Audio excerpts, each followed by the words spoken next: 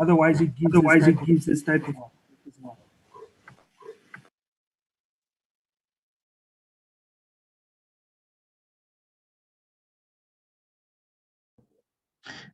And when I'm checking from my side, I don't get any echo, like from any one of you.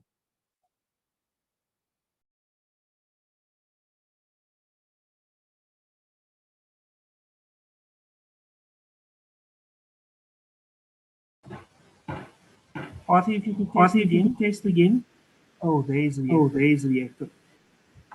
That echo is still there, colleagues. Restarted systems. And everybody's muted, so if there were two devices, it shouldn't affect.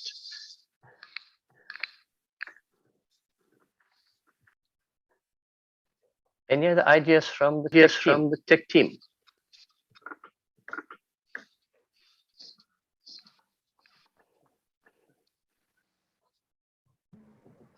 I'm working on it. When Vonot talks, there's no echo.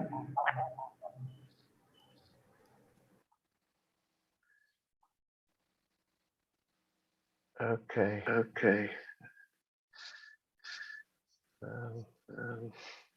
Co-hosts.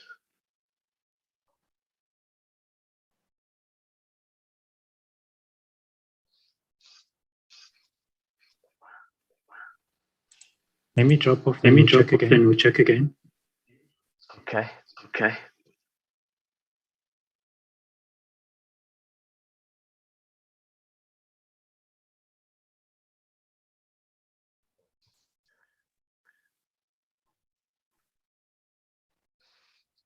Can we also unlock video, please?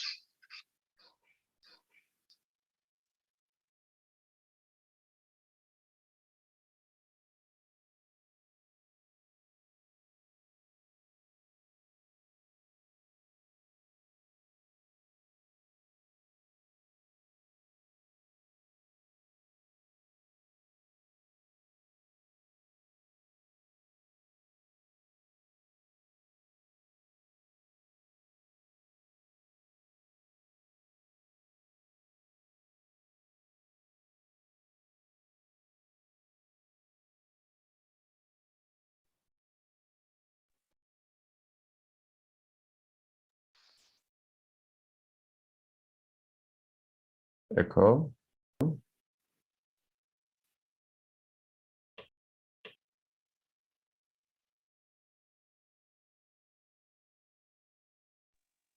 Mr. Chidi, can you test now? Good morning, team. Testing audio. Are you still getting the echo? When you speak, I don't hear it. It's just when I speak, I'm hearing it. And when others are speaking, I heard it.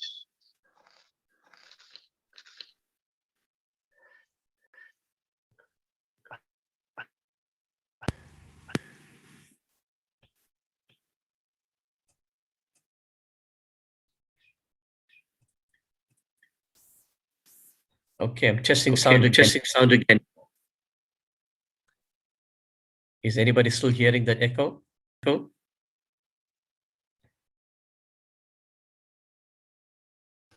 Talk again, Pathy.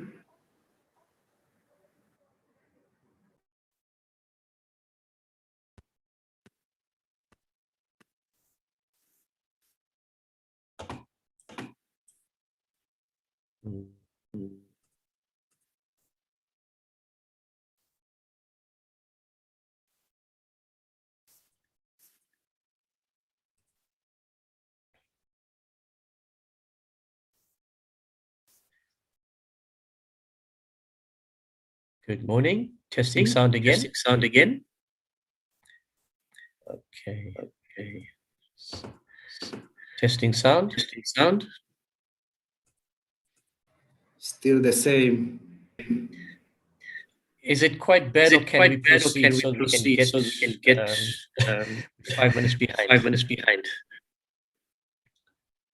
I'll take my cue from tech guys and organizers.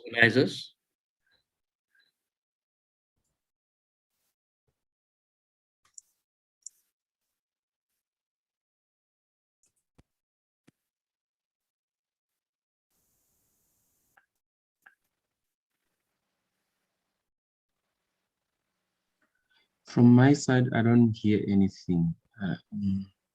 Obviously, if you can hear it, other people are also hearing it. But I'm checking everything here seems to be fine from my side. But I'll keep on checking and working on it to see if we can improve it. So shall we just go ahead?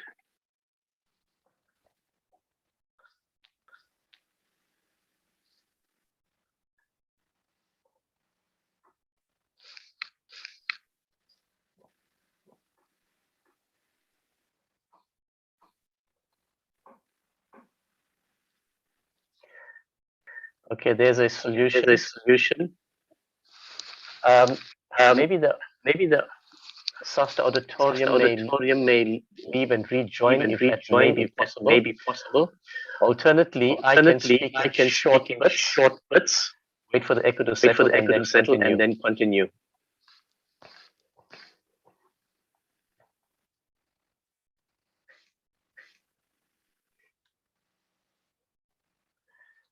Thanks to attendees for your patience. We're really trying our best to rectify the matter.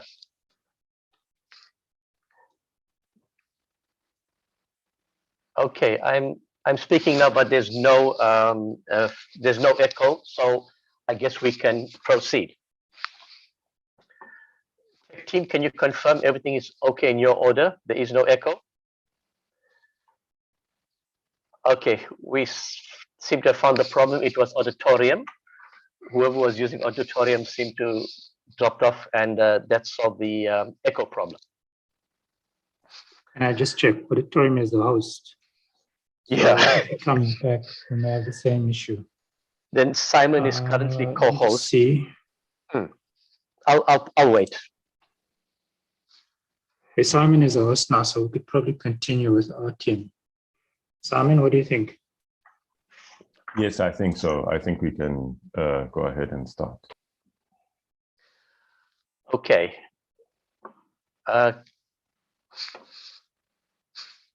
There's no video, so I'll continue. Is that fine?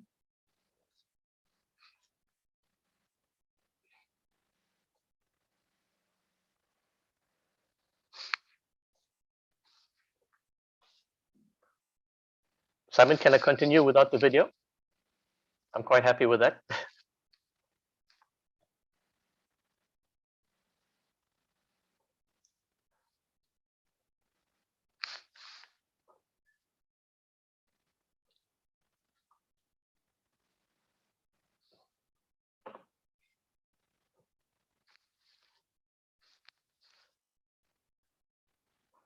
Okay, Simon, I'm going to get started because we're already running 8 minutes over.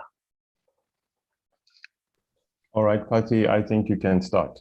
Yes. Okay, Sorry. Thank you. Right, there's some notes coming in. I'm going to try and get to them as soon as possible.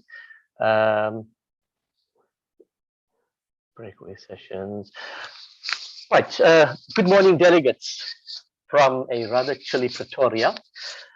When I got back from my 10K run this morning, it was about 4 degrees, and my nose, ears. Chetty, my sense is we can continue. Yep. Can you hear me? Okay. My name is Patti Chetty. I'm the Executive Director of the ESCOM Expo for Young Scientists, and I have the pleasure of being your Program Director for the day in the presence of you wonderful people over the past few days. Fantastic interaction. I'd like to encourage the audience to please evaluate the conference by completing the survey online, and Simon normally shares that link with all of us. It will be shared on the chat. You just need to complete the evaluation only once, and the link will be active until the end of the conference. It's really important so that when the organizers are doing a postmortem, it helps them to plan better for the next conference. Oh, by the way, there's going to be some prizes up for grabs, and I guess I'll be making some announcements, but I'd also like to encourage you all to be active on social media. promoting the conference, comments, ideas, suggestions, whatever it is to just give some kind of footprint in social media. And the winners will be announced during the day. So I believe yesterday we had 3 people that were winners in their various categories. And I'm going to call out the names of yesterday's winners, and there's a potentially great prize on the way to you. The first winner is Selby Mokena. Well done. Second winner is Lucia Mofokeng. And the third winner is Sandile Ricozzo. Well done to the 3 of you. Really active on the social media stage. And we encourage all of you to follow suit and really give us that presence on social media. We're going to have 3 parallel sessions. The discussions and recommendations from the different breakaway sessions and the plenary sessions should inform discussions around the following 3 topics. Now, we are all in this field because we want to contribute and make the STEMI field of education the best we can. And thanks to all of you for your participation over the past 2 days. We've reached the final day, and this is like the home straight. Unfortunately, it is a start of a new cycle whereby we are going to gather thoughts, ideas from everybody in the various groups.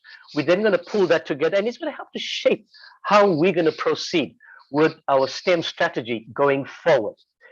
Now, there's 3 topics that each room will be allocated into, and the first topic for discussion will be how transformation and inclusivity can ensure that the reach objective of STEMI Olympiads and related competitions are met.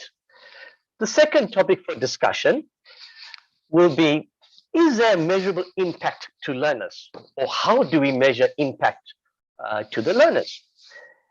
And the third topic, which will be in room 3, how collaborations and partnerships can be used as a leverage to achieve this. So for this session, the delegates will be randomly divided into 3 breakaway rooms. And I'm now going to introduce the facilitators for each of these rooms. And if you can please ask the facilitators to switch on the video so the attendees will know who their team leader or facilitator is. Let's see what's behind door number 1. Mr. Seppo Majake, can you please open your video so we can have a look and identify you? Behind door number 2, we have Ms. Tandeka Mshlangu. If you can open video as well, please do. And behind door number 3, we have Mr. Lyndon Manis. If you get the opportunity to, there's no videos coming up, sorry. But if you can, tech support, can we please open videos so when they get into the rooms, they will be able to do that. Okay, so these are the 3 breakaway rooms. And then a reminder to the scribes and the facilitators, please ensure that recommendations are well captured. We rely on you. We can only be in one of the 3 rooms, so we rely on all 3 facilitators and scribes to accurately capture the discussions, the resolutions, the way forward. And we look forward to sharing all of those wonderful ideas later on. Today, we have something special for our teachers. There will be a special session for our science and technology educators at the end of the conference, and that's going to be around 3 o'clock. And Mr. Matlala will be leading that deliberation. So look forward to that, because this is a wrap-up of the 3 days, and Mr. Matlala will have some wonderful stuff to share with you all. Right, now after the 3 breakout sessions, we are going to convene back for a report back session. And very quickly, each room will have 15 minutes to report back, and we will have 15 minutes discussion, questions, and recommendations. And that will take us about 90 minutes for that process. So, to get started, can we please enter our 3 breakout rooms, and the links to each of the breakout rooms has been put on the chat. Click on your room. I'm not sure if you've been pre-allocated, but we look forward to you enjoying each of your sessions, and we look forward quite eagerly for you to return to plenary with the wonderful feedback that you are going to actively engage in the 3 rooms. So without further ado, I wish you goodbye for now, and we will see you in an hour. Enjoy your sessions. Bye.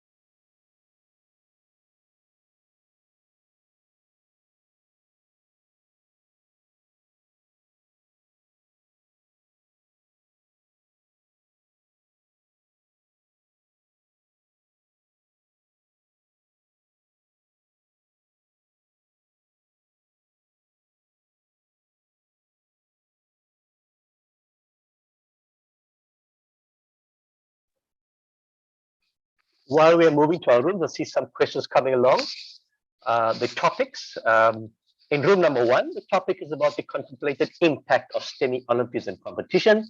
Room number 2, it's the reach objective of STEMI Olympiads and competitions. And room number 3 is collaborations, partnerships, and cooperative opportunities necessary for successful STEMI Olympiads and competitions. The coordinators, the facilitators will also go through the topics as well.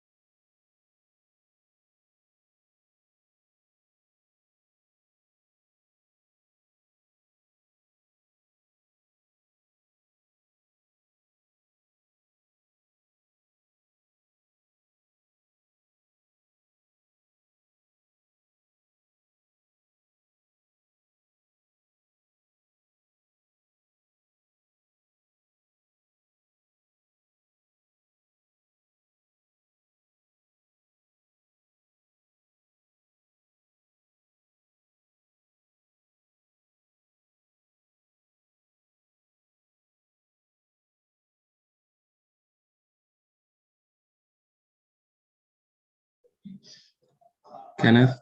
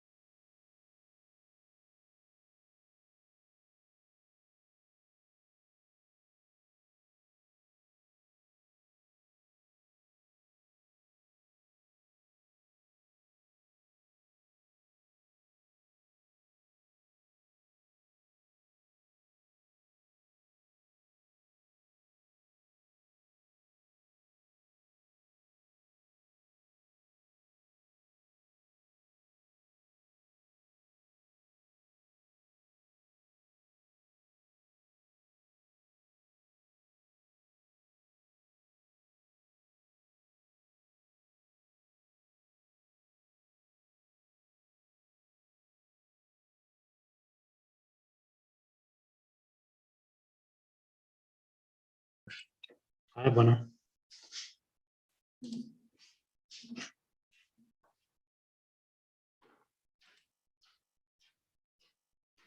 Hey, can you still hear the echo? No, not at the moment. But there's some other background noise. Say that again. There's some other background noise. Is something playing on your end? That's room 1, which is playing on the background if you're hearing voices. I can hear something playing in the background.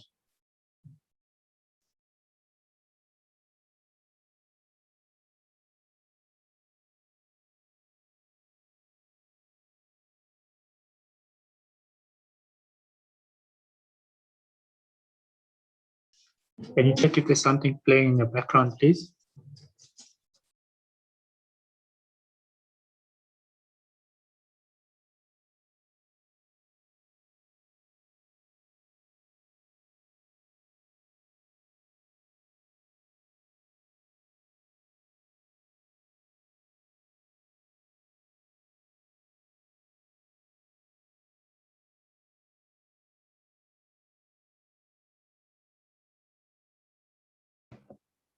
And now?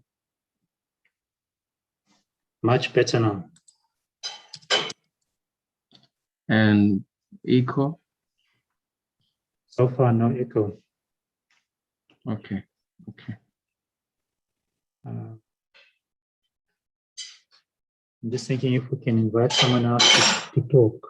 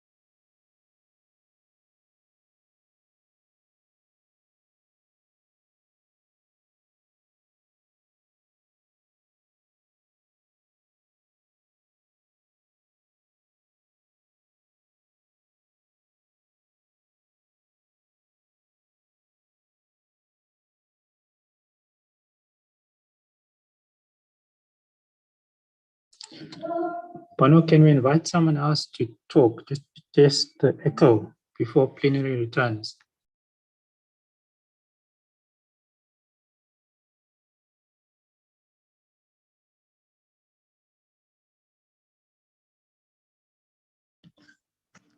Okay, let's try someone from the audience. Okay, let me check with Emma. Emma, if you can hear me, can I ask you to please join the panel, right, to test the echo? Hi, hello, Kenneth. Hi, Emma, how are you? I'm good, and how are you? I'm good, man. Thank you for availing yourself. We just wanted to test the echo. Earlier on, there was a bad echo in the plenary session. So from the sound of it, it's sorted now. Yes, I could hear. It sounded like somebody is doing dishes or somebody's in the kitchen with some background cutlery noises. But I don't hear it now. Okay, no, that's great. Thank you, Emma. Thank you. So much. Okay, Yes. bye-bye. Bye. Okay, bye.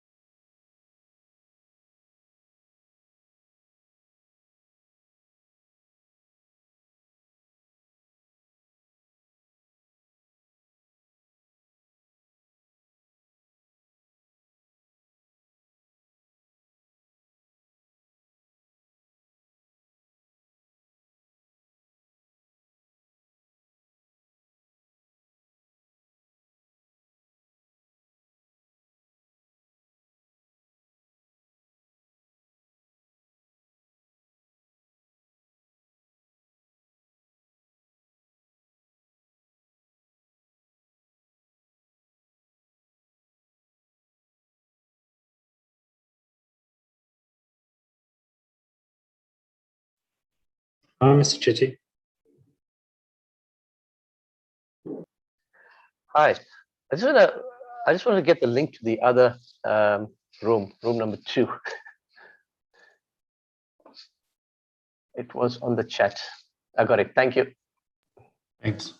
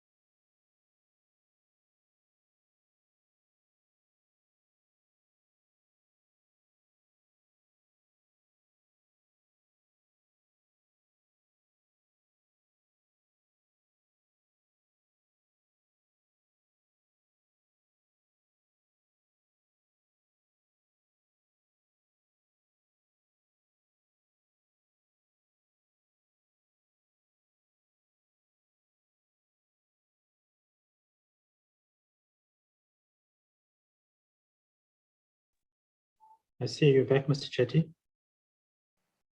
Hi, yes. Just getting ready for the next session. We've got 2 minutes. So I just want to make sure that we all set on this side. Are we sending them a reminder for time? Actually, that question arose. I'm not sure what time did you indicate they should be back to plenary? Well, we should start at 11. So I just want to make sure that they have a 2-minute warning. Can we send a broadcast out to all 3 rooms? Yes, we'll send it via the Great. chat. And yeah, is the video still disabled for plenary? No, what we need to do is those that need to talk, we just need to promote them as panelists, and then they should be able to switch on their video Okay, and audio. so my video is also disabled. It says you So cannot if start you your could just video. indicate who they are, we'll look out for them. My name and for now. Promote them. Yeah.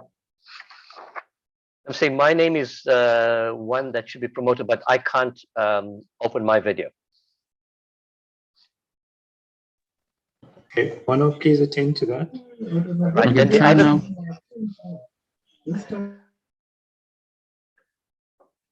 yeah, I think it's working. Can I give you the other names?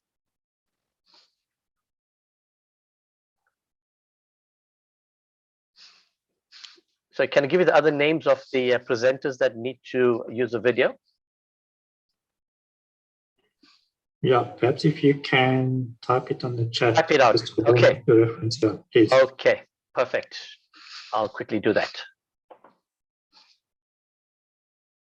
I have it in the document, so it's easier. I'll just copy and paste.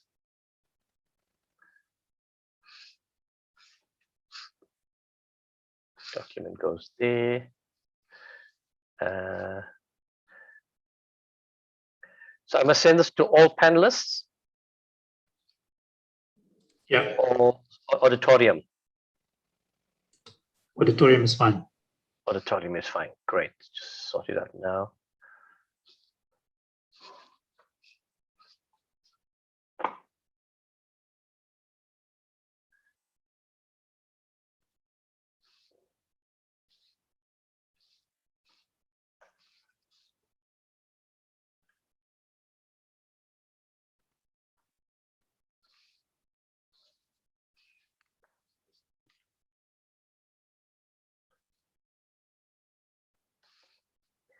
Right, you've got the 3 names. Bono, you can confirm on chat. Yes. Okay, great. Thanks.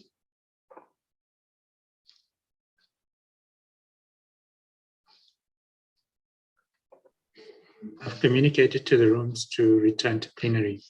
At 11. Thank you. Correct, yes.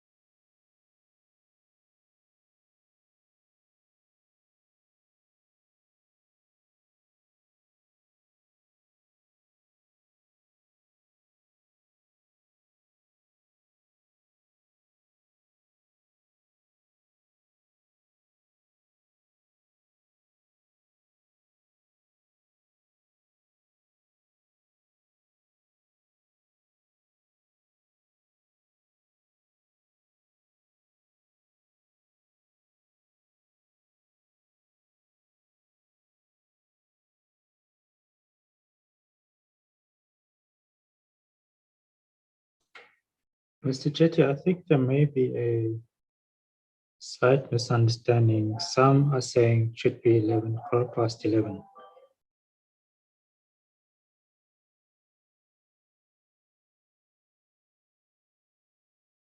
Hi, can you hear me now? Sorry, I'm talking while I'm muted. Yes, we did start 10 minutes late, but it's going to have a roll-on effect if we don't, get started at 11. So let's try and get them into the room as quick as possible. Yeah, it's going to have a Understood. knock-on effect because the discussions can be curtailed to an extent. Because we will still have discussion in the report back session.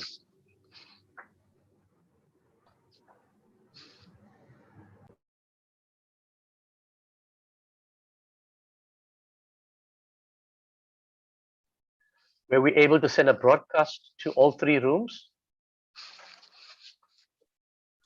Yes, I'm texting them on WhatsApp. Okay, thank you.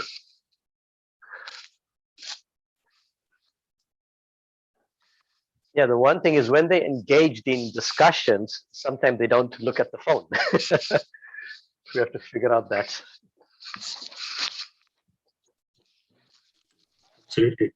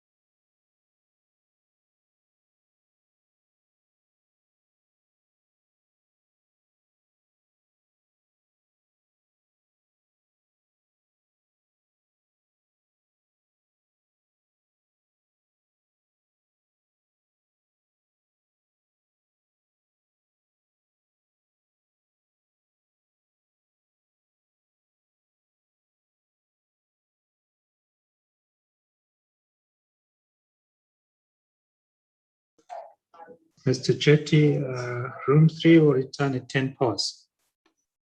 Okay, that's 4 minutes left. Okay, thank you.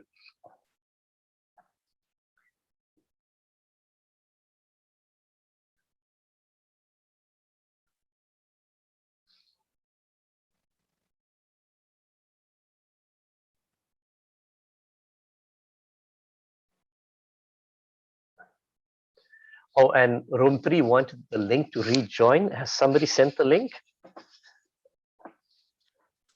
Yes, we have someone in the room who's announcing that. Ah, thank you so much.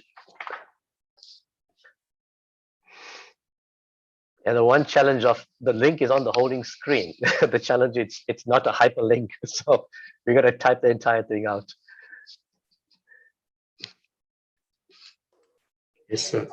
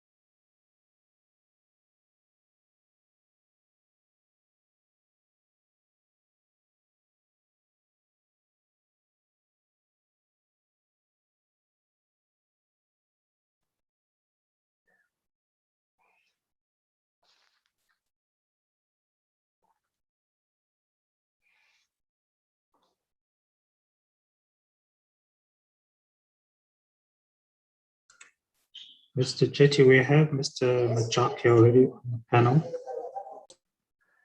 Sorry, repeat that, please. I'm saying we have Mr. Machaki already on the panel.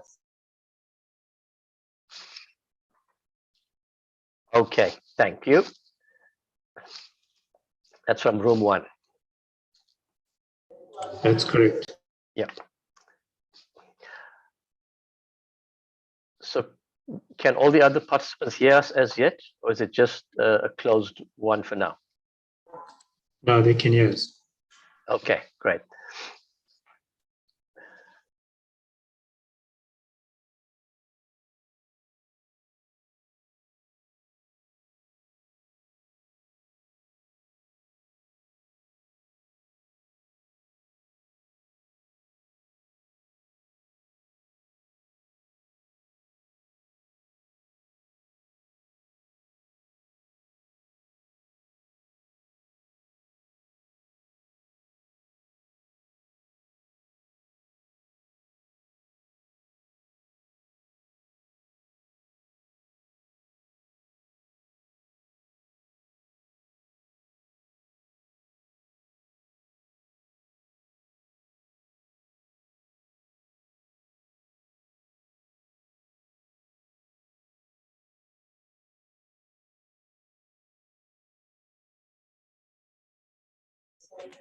I understand that room 3 is busy wrapping up.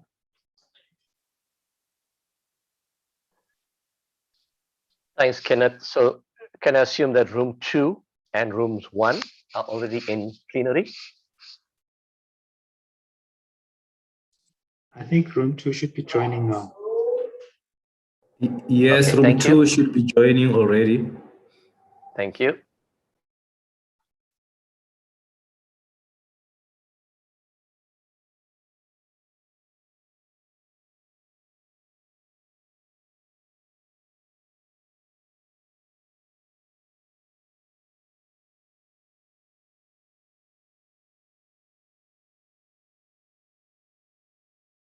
Are you able to announce that we are waiting for room 3? Moloko, we in plenary, I don't think they could hear us, but I think Kenneth can send a WhatsApp. Yeah, just to say to them Anyway. that we are Sure. still waiting for another group. They are coming. Thank you. Kenneth, you have sent a WhatsApp reminder, right? Or somebody sent it. Yes, I have. I have. Yeah, thank you.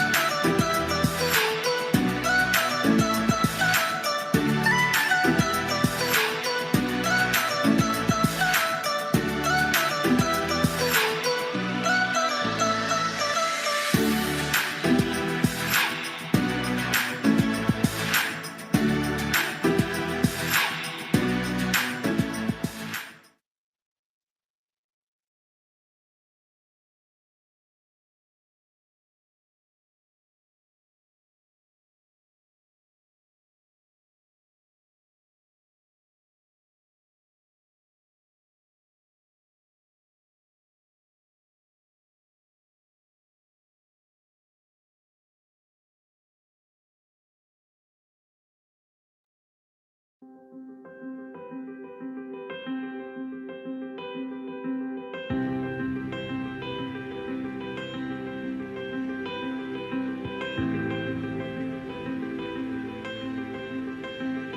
have a tendency not to play the role of science, but we want to play in the realm of politics. And that is why STEMI is very important.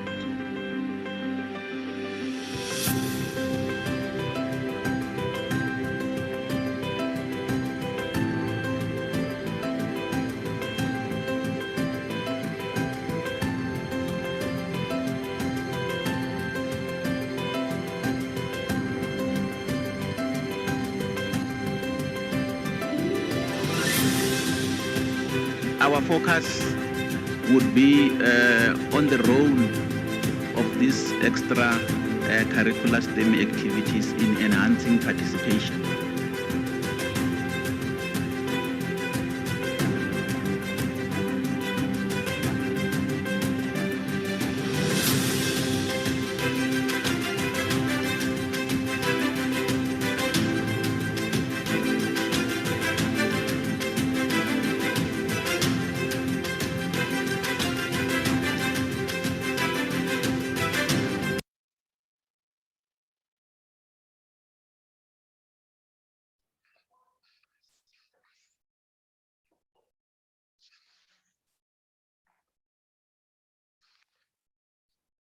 Well, there you all are.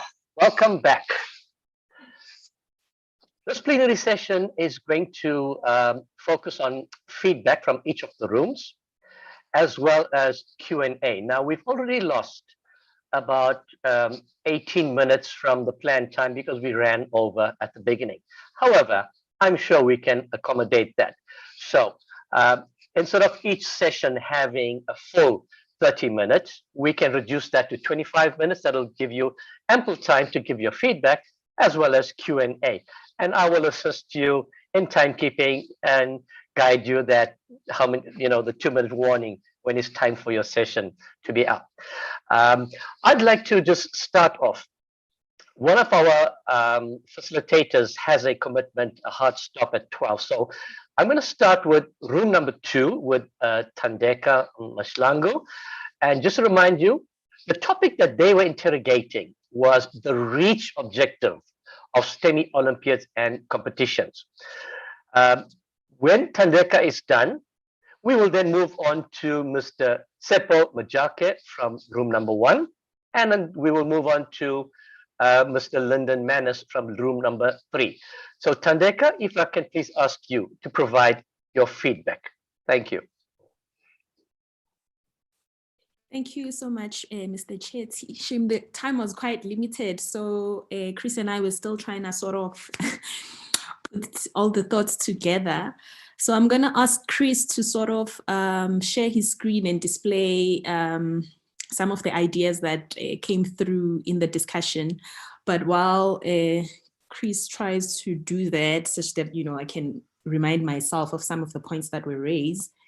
But essentially, our focus was looking at how the Olympiads and science competition are able to reach, the marginalized, previously marginalized communities in terms of townships and rural communities, and how inclusive, or how we can make our Olympiads and competitions more inclusive, in a sense that, making sure that we have girls that are participating as well, reaching also the disabled communities. And, given our digital divide as well, especially now during the time of the pandemic, how do we ensure that we still are inclusive in delivering our Olympiads and competitions? So I'm not sure if Chris is able to share. Chris, are you able to share? So some of the questions that we essentially— I can share now. Okay, awesome. Thanks, Chris. Some of the questions that we— If you want me to lead the discussion, or will you do it? Okay, maybe you can. Yeah, I'll just jump in when. Yeah, let's rather do it that way. Okay, just make sure I'm sharing the right screen. Yes, you are. Hold up. Okay. Right. Unfortunately, we didn't have time to complete the table completely because we had so much discussion on the various sort of key points that were discussed. So I'm just going to highlight what we have discussed. In some of them just now, I've shared thoughts from other participants, where we do have some of the key responsible entities as well.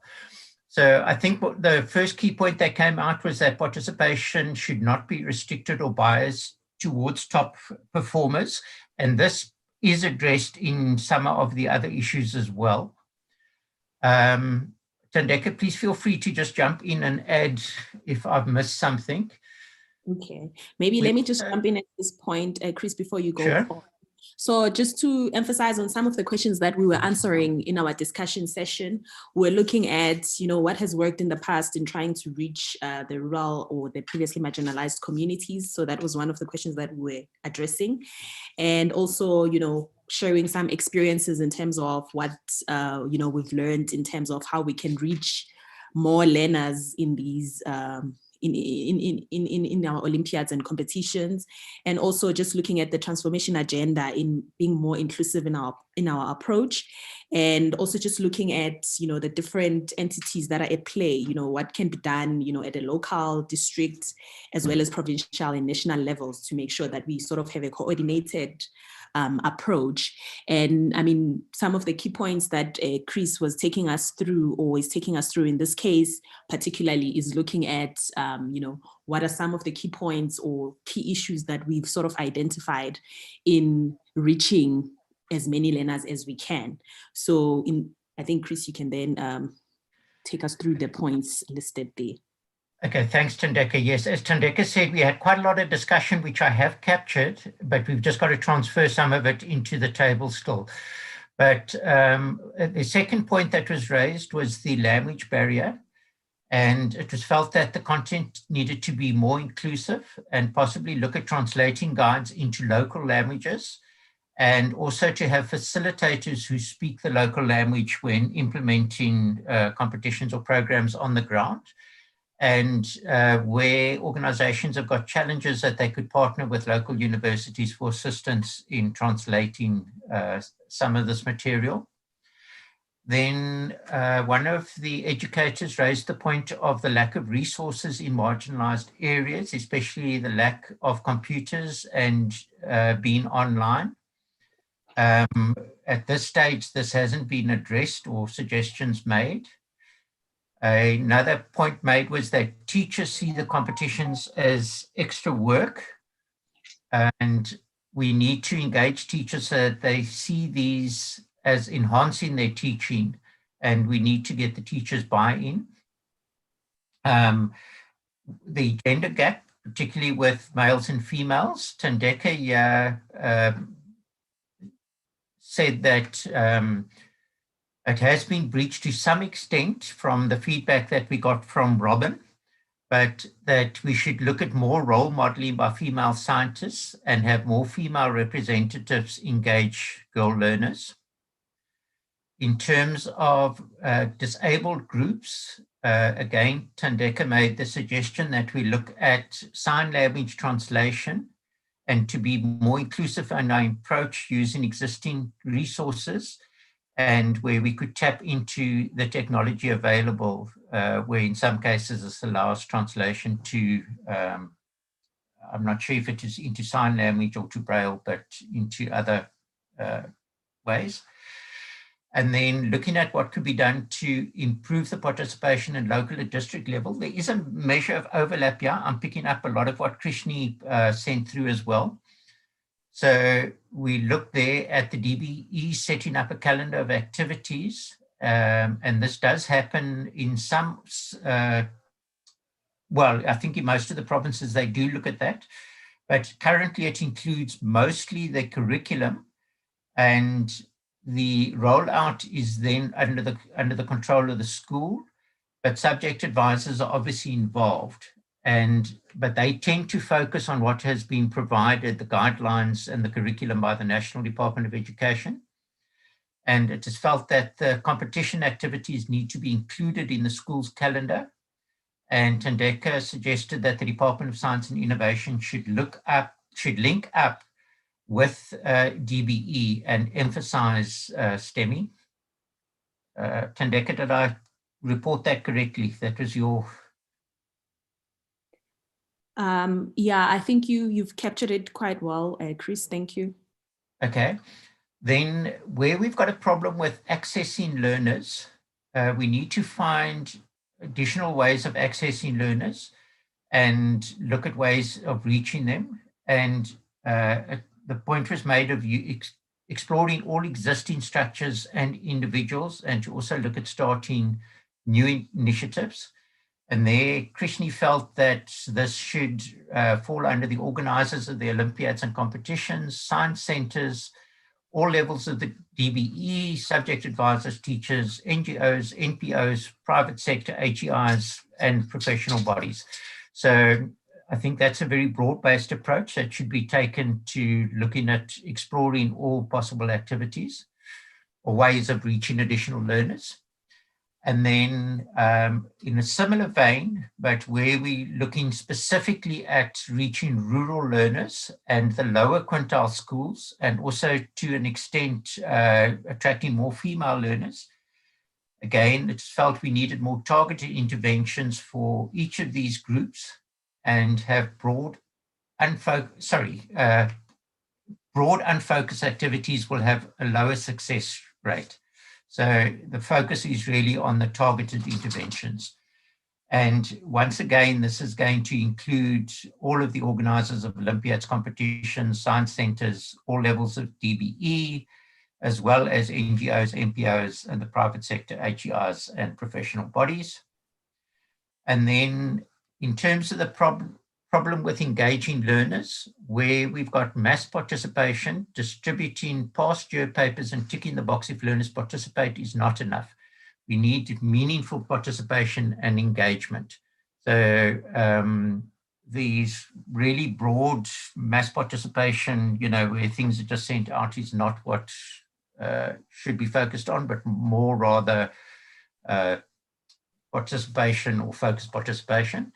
And then look at focusing on the development at the grassroots level and provide appropriate resources, being mindful of the language used. That's also picking up from what was said earlier. And then we also need to look at additional teacher development and support. And one of our DBE officials in particular raised this.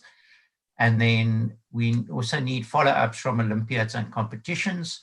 And again, this would be the organizers of all the Olympiads and competitions, as well as the lead agents and implementers in the new framework, as well as the Department of Science and Innovation and the Department of Education.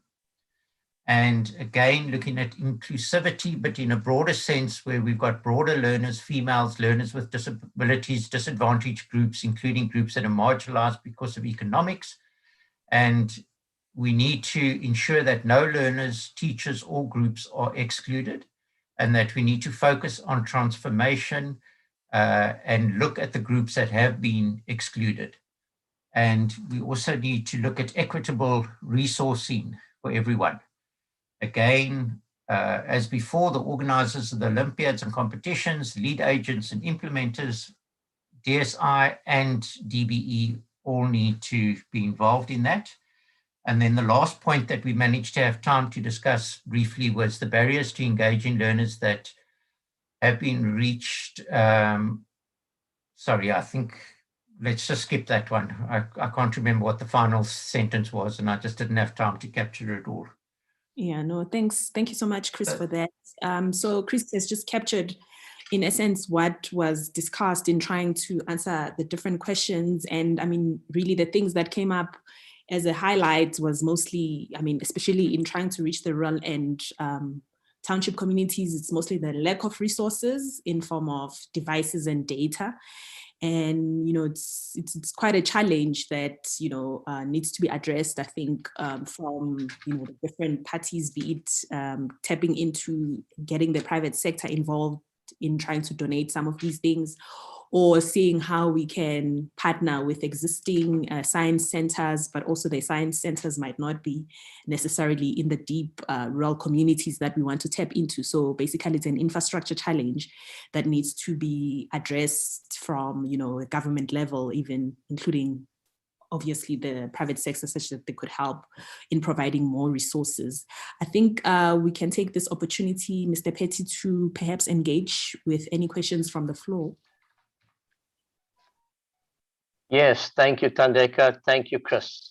Thanks for that feedback. Excellent work. Thank you very much. So what we have another 14 minutes left to take discussions, questions, and I think quite importantly, recommendations, because that's going to help us to map the way forward. So I can't see the hands right now, but you could just indicate by show of hands, and then Tandeka, you would be in a position to probably answer some of these that were directly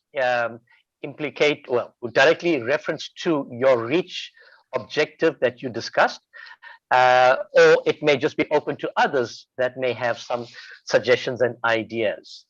So colleagues, can you just indicate by show of hands if you have a question, and then we could take it from there. Chris, if you can please stop sharing your screen for now, and then I'm sure we'll wrap up these documents, neaten them up, and circulate them.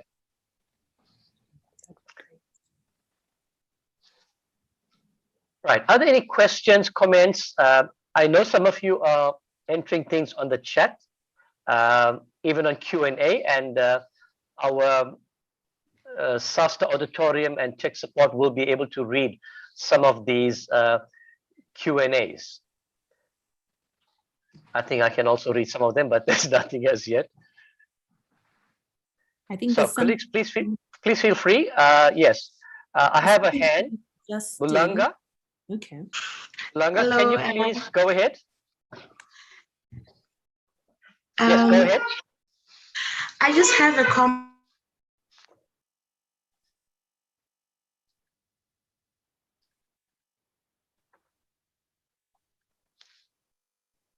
Bulanga, we can't hear you. You're probably muted again. Can you hear me now? Yes, we can. Thank you. Thank you so much. I just have a comment with regards to the presentation that we had. And I was one of SASTA's ambassadors. I was working with local schools so that we can make them aware of the STEMI subject and also to spark interest on the kids. But one of the challenges that I faced was with the teachers. Sometimes teachers just want to focus on their curriculum or on their syllabus, and finding that the time at which I was supposed to be with the kids was limited. So, and with regards to that, I had to come up with a plan. So if I want to meet up with the learners, then I'll go to the teacher to maybe, let's say it's a mathematics teacher, I'll go to the teacher and request maybe the work that was supposed to cover for that day. That time whereby I'm in the class assisting teachers with the curriculum, I will also be doing the work that I was given by SASTA. So teachers sometimes don't give us or don't allow us to engage with the kids. And now, even when it's in the middle of the pandemic, they were just telling us that they can't even offer us extra time after school. So you find that the time at which we had the kids was pretty limited. But if you go to them and ask their permission to maybe assist them in teaching, then they would agree to that. So my point here is that I think if we want these teachers to also work hand in hand with us, they must also be, if we want to work hand in hand with the teachers, then we must also be willing to assist teachers in other activities as well in the classroom. Thank you. Thank you very much for that. I think that the clear point that, okay, 2020, 2021 were very unique circumstances. But I think outside of lockdown, it's about, do teachers give Olympiads and competitions the time and the space for them to actually pursue their passion? I think it's a conversation that our DBE colleagues and even some of the teachers can probably engage with in the evening, in the afternoon session. But it's quite important that the perception is that the teachers that you've worked with don't fully appreciate the impact that the Olympiads and competitions can have in the actual the curriculum that they are delivering. And I think if we help them to see the bigger picture, it's not only about what you learn, it's how you can apply it and things like that. So it'll be good if we can have that integration and not just Olympiads existing side by side by what's being taught in the classroom. And there are a lot of dedicated teachers out there that integrate it very well. I wish we can have some of those opinions a little later as well. Thandeka, is there anything that you want to respond to that may have been discussed? No, I think it was one of the points that was highlighted in terms of, the teachers sometimes do act as a barrier in trying to reach the learners because of they do complain they've got work to do, or perhaps what are the incentives of them participating in these extramural type of competitions. So I think it's really an engagement to have during the teacher session. I think there's also an interesting insight here from Justin in the chat, who's asking is there a need to reimagine how Olympiad projects are done in low resource communities? Are design projects a better fit than the standard type of projects? I think that's an interesting question, and I think it goes back to the implementers in a sense that what are the kind of ways we could deliver in the same quality though the Olympiads and the competitions that we are delivering in these low resource communities, even if we change the approach. But I think it's important to also, maintain the quality in which we engage these learners at. Sure, thanks, Thandeka. I had two hands. One was from Natasha, but it's suddenly disappeared. And then I have a hand by Xavier. Thanks, Natasha, it's back. Natasha, please go ahead and ask your question or your comment. Hi. You've muted, Natasha. Can you please unmute? Hi, can you hear me now? Yes, we can. Thank you. Thank you. So one of the things I would like to suggest is the value of an expo or a competition is incredible for children and learners, but the time required on them is immense. And I'm wondering if it couldn't be brought to light or proposed that children who enter these events, whether they be expos, competitions, or Olympiads, can get credits in other subjects. For instance, if you look at the Science Expo and the type of work done needing to do interviews or writing up findings, or if you look at a robotics event where there is actually a need to go do a presentation, could we not give teachers the freedom, but from government national level, to say, if a child enters an event like this, they can be excused from one of the writing tasks that are required from a language, or one of the oral tasks that are required from a language again. I just think that the value of these events and expos are so great, but if teachers can start seeing, but this child has done an argumentative essay or a persuasion debate, they should actually be excused and given credits from those things, because what is happening is the children are doing this, they're developing the skills, but they're not being acknowledged within the system of marks and reports. And so I think if we could have a look at that and say, should a child enter the following competition, they can be excused from the following in subjects and actually be awarded marks towards their English. So it becomes a multidisciplinary subject approach using what is learned. It will take those who do competitions and Olympiads looking at the outcomes for education and saying, well, in the ESCOM Expo, a learner is in fact doing the following and therefore can be excused from this project. Or if somebody would have a look at the robotics curriculum and say, a learner who has entered a competition would have covered the following in the following subjects, and those be handed down from national levels to teachers, where learners can actually then be rewarded for the work they have done. Thank you very much. Just a quick question, Natasha. Have you given this feedback in writing to your session, or is it something that we just need to take off the recording? So I think you're going to have to take it off of the recording. We did not discuss Okay, this. got it. Okay, okay. So again, just to link back to the previous point, Natasha, and actually all the delegates, it's about integration. If the teacher sees a value, and I think one of the challenges when we're looking at why it came up earlier, why are teachers resisting? I think we also need to consider the role of the SMT, the school management team. And this is a conversation I know DSI is having with DBE. So if the SMT in the school buys in and has embraces these Olympiads and competitions, it's integrated. And Natasha's quite right. Quite often we kind of repeat the same task, but the teachers see it in silos. So it's a good comment, and it's a very good suggestion that I think we should take forward into discussions with DBE as well. I have two hands, and we have 3 minutes to wrap up. I have Xavier and Emma. Xavier, can I ask you to go ahead, and then we'll go to Emma?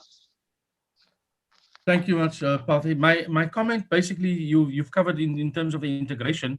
I think one of the key issues that needs to be discussed with the department of with DBE is the fact that because we're focusing on STEMI, it is seen as a separate entity, and we need to work to integrate it not only in our curriculum but in our as individuals, as parents, as all stakeholders. And shouldn't be seen as a separate entity because we're only focusing on those on the acronym. The second comment I'd like to make is as far as the DBE is concerned, I think if we work from the other perspective, if schools can see the value of of an Olympiad, for example, and they are limited, they need to understand what can we take away, irrespective of the participation. And or irrespective of whether I can fully participate, but if I understand the value in terms of the skills that is acquired, I will still participate, whether it will be in a limited fashion or not. So just a comment from my side. Thanks. Thank you, Xavier. No, that's quite valuable as well. And these things need to be stressed and made known, that we prepare these children to go into the real world. And we don't prepare them just to write an examination. So these are actually quite pertinent to have a well-rounded learner. Last question for this session. I'm going to take from Emma. You had your hand up. So Emma, please go ahead.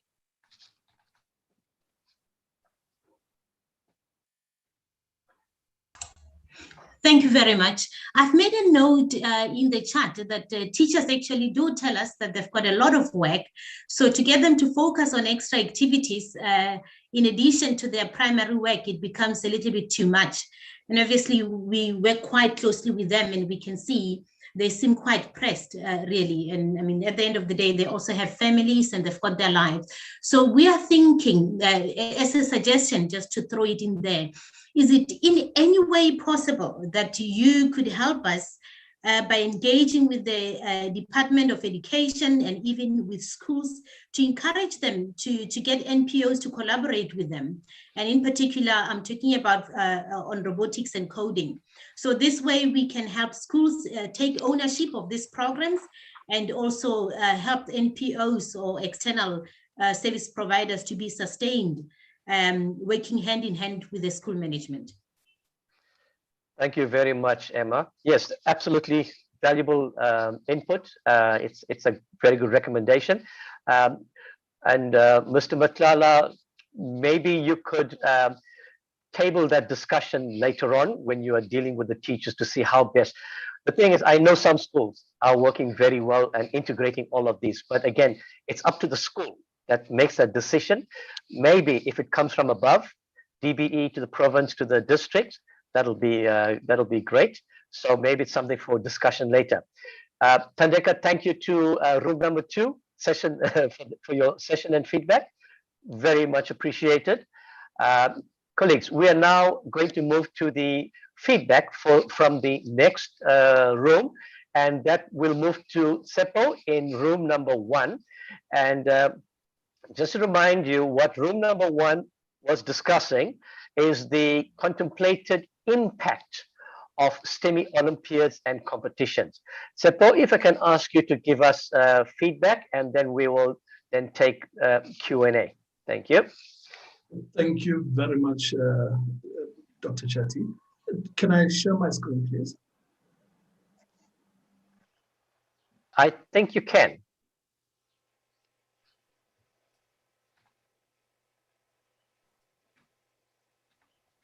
Can you manage that, Tsepo? Yes. Okay, great. I'm getting there. Can you see my screen? Yes, we got you. Thank you. Thank you so much.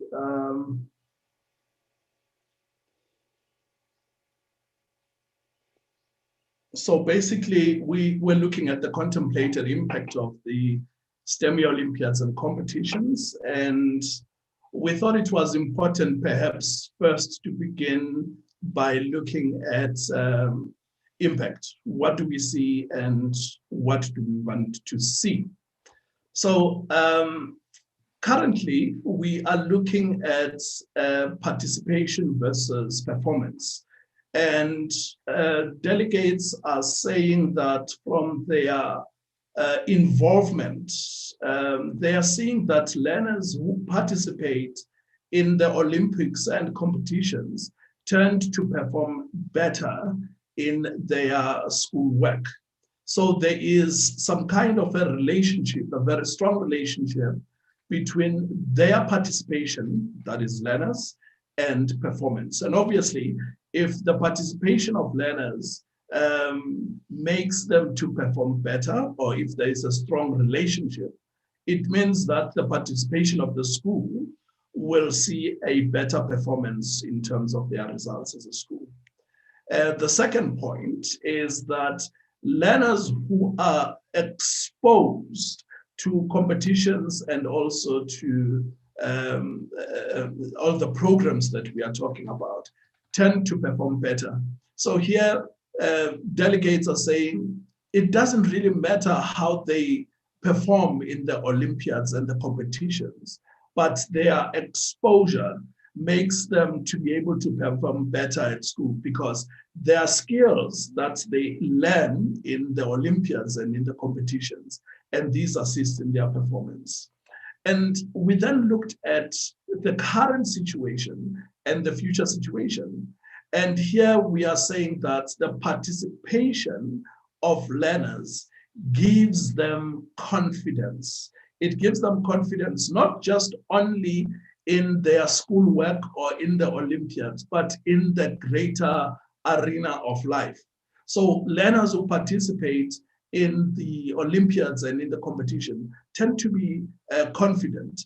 They tend to know what they are talking about because of that exposure. They get their confidence heightened. And then we looked at identification and the nurturing of talent.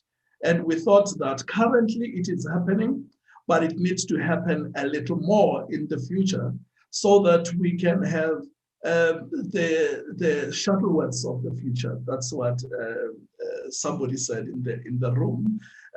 Staying in the country and helping the country to grow better, and no child should be left behind. And I know that this was the program in the United States, and they were working hard to make sure that no child is left behind. And this could be one of those programs that we used. We used to get children, kids at school not to be left behind. With regards to skills, colleagues and participants are saying that the communication and research skills of learners are improved through their participation in the Olympiads and in the competitions. And some of these communication and research skills get transferred to their activities that are academic at school in all these subjects. So they are better communicators and they are better researchers because of the skills that they learned in the Olympiads and also in the competitions.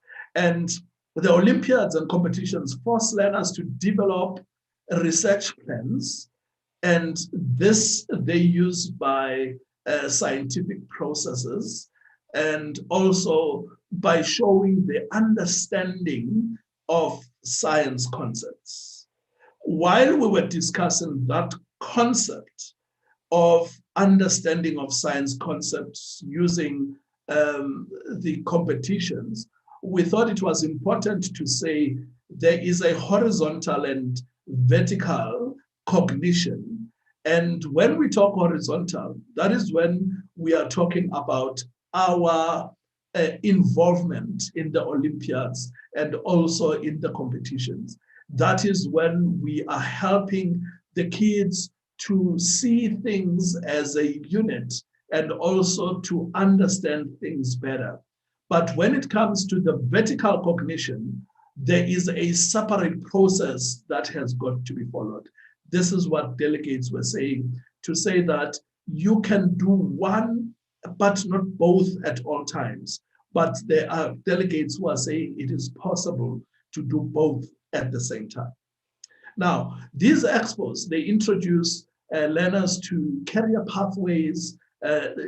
There's always some kind of a description, and there is an exposure to information. One of the delegates said they have approximately 13 career pathways that they introduce to learners. And learners at the end of grade 12 are able to choose correctly because of their involvement. So in terms of the transformation agenda, there is a suggestion that the selection criteria needs to be revisited so that it can be inclusive.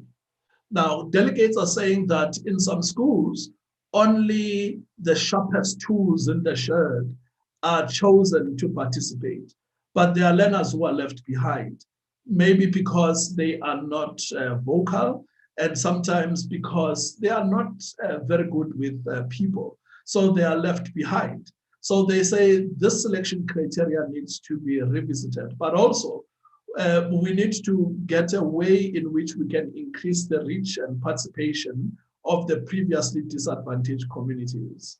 If we are going to see what we saw, we talked about in slide 1, we need to increase participation by ensuring that more learners participate at the lower level of the competition, so that you can then take the cream of the crop to the second, the third, and the fourth layer.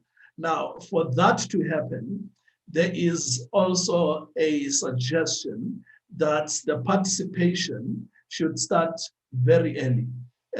We are saying grade 3, and we are putting a question mark there because we are thinking that this is an issue for discussion. A change in attitude. Learners gain confidence as a result of their involvement and participation. So because they are participating in a program that has a lot of people involved, they learn to improve social skills, they learn to improve their engagement skills, and as we said earlier, they improve their communication skills.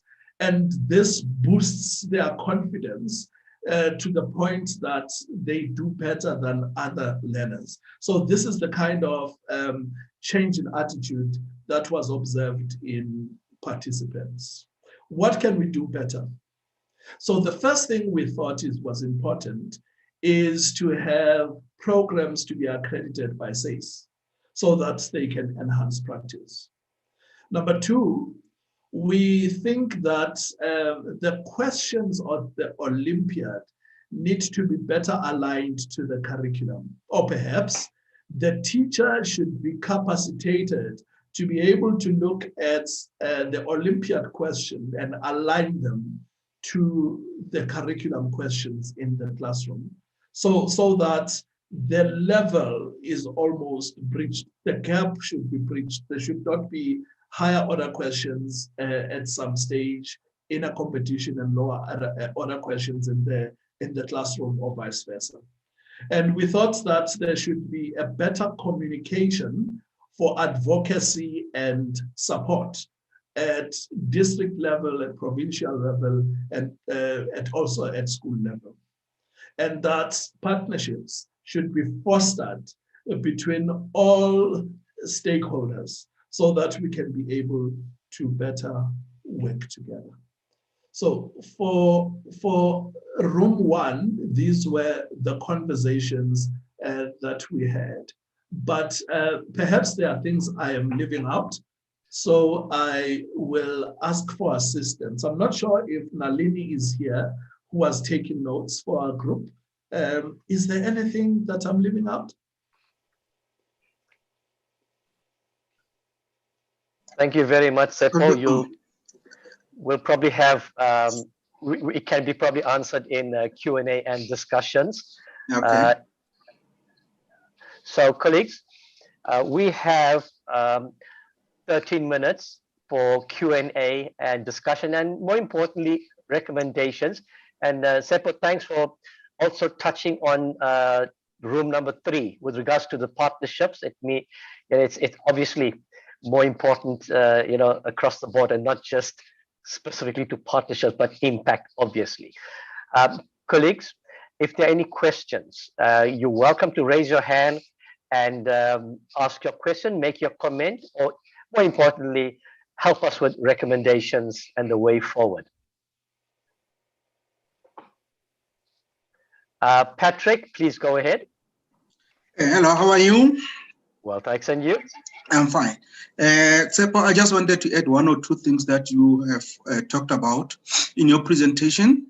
One of the very important things that was mentioned also on the chat box, the issue of payment of learners. One of the delegates indicated that payment of learners is a deterrent of learners to participate, and he was suggesting that organizers should strive to find funding for learners to be able to participate in competitions. And also I wanted to add what was said, that scientists or those who are involved in organizing competitions should strive to do what we call physical presence, especially in rural areas.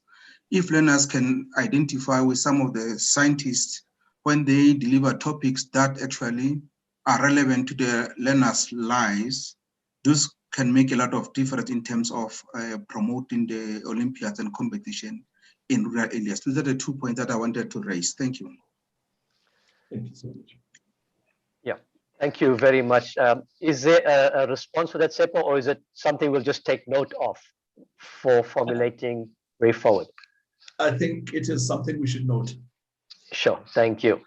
And I think in an earlier chat, I did see a comment about having feet on the ground. And as Patrick pointed out, especially in the rural schools, especially in our quintile 1, 2, and 3 schools across the board, is not just making information available because it's a shotgun approach. It doesn't hit the target. But somebody mentioned on the chat earlier that it's not just about making it available, but ensuring it reaches the recipient, and feet on the ground will actually ensure that we have that kind of impact. So thanks for that comment. Very valuable as well, Patrick. Are there any further comments, questions? I know there's quite a bit going on the chat, but you're also free to ask the question. I have a problem multitasking, so it would help. You can just pop those questions in the session. There's nothing in Q&A. 410, Dr. Kumalo, please go ahead.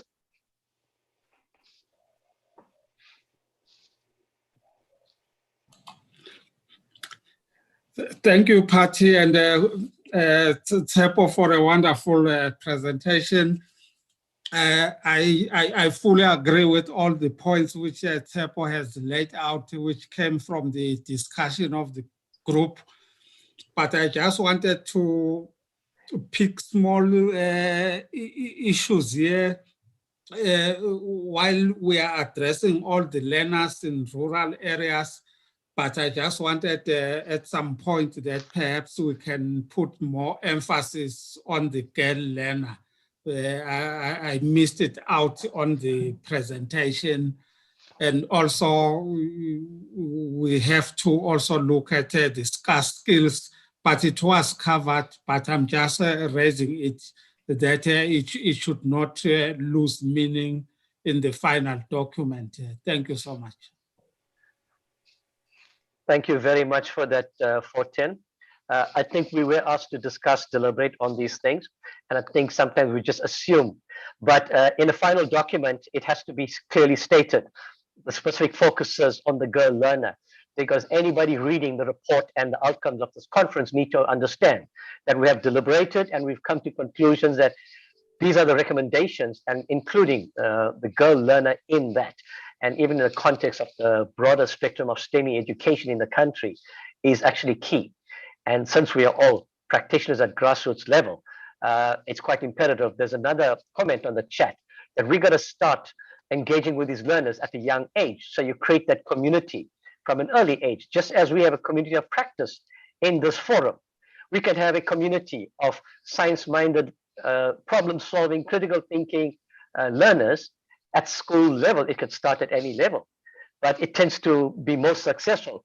And while we're waiting for any further comments and questions, if we look at the way sporting activities excel, in every sports event or activity, they start at grassroots level, and you have scouts going down to primary school to get these kids into a high school to continue into a scholarship to university. Why don't we have these kind of things inculcated at primary school level? Not because you want to poach them, because we don't want that exclusive kind of concept that these are exclusive learners, but to get more learners engaged with STEMI activities, make it fun. They vote with their feet. They decide when and how and what they want to do. So these are just some thoughts that we could consider going forward. Colleagues, I don't see, well, there are quite a few things on the chat, and we will save these chats, which makes for excellent reporting and noting. I don't see any further questions, which means that I can move on to the next session. Seppo, thank you to your group, your team for the deliberations and the feedback. And yep, you put in a format that I can read easily, which is PowerPoint, which is great. And yeah, thank you so much. And we'll now move on to the next group. The next room was room 3.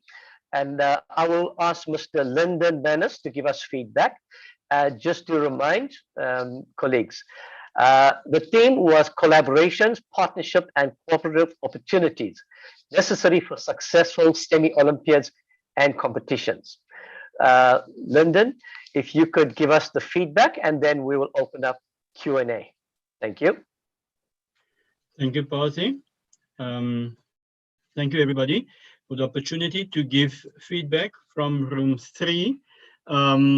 I must say, with regards to the main theme, strengthening the impact of Olympiads and competitions, I think everybody basically agreed that we don't think the time that we spent at the conference was basically enough, because there are so many things that we still need to discuss. The collaboration and partnership and cooperative opportunities at these type of conferences is basically needed. But for now, we need to look at how can we use the collaborations, how can we use partnerships to enhance and to sort of broaden this whole STEMI Olympiad competitions in South Africa. So from our group, and I would like to thank Armstrong at this stage for taking the minutes with regard what was mentioned. And if I miss out something, he will definitely add to what was mentioned. We basically started with the whole idea of partnership.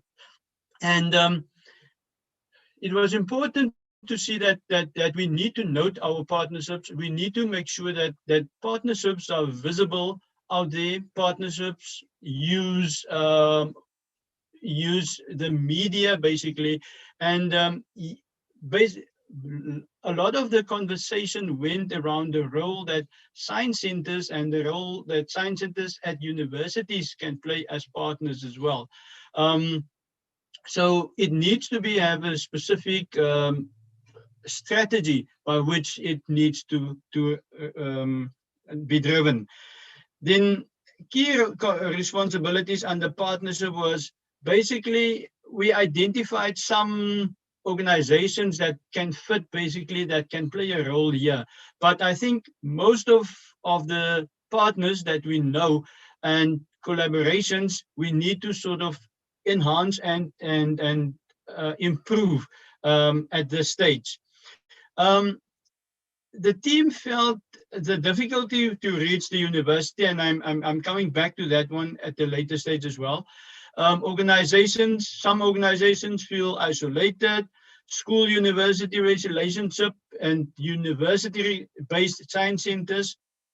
We need to look at this whole partnership that and collaboration that we can have. Those who are we are sort of discussed on those clubs that's already running, partnerships that's working.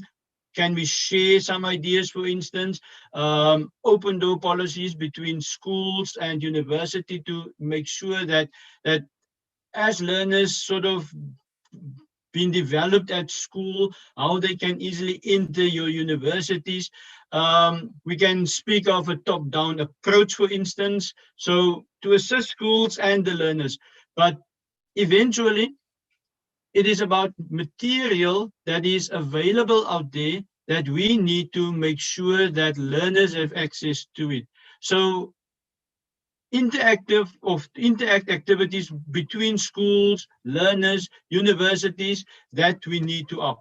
At the lower down, we will get back to it as well, because it was mentioned that the link even needs to start already from primary school and secondary school.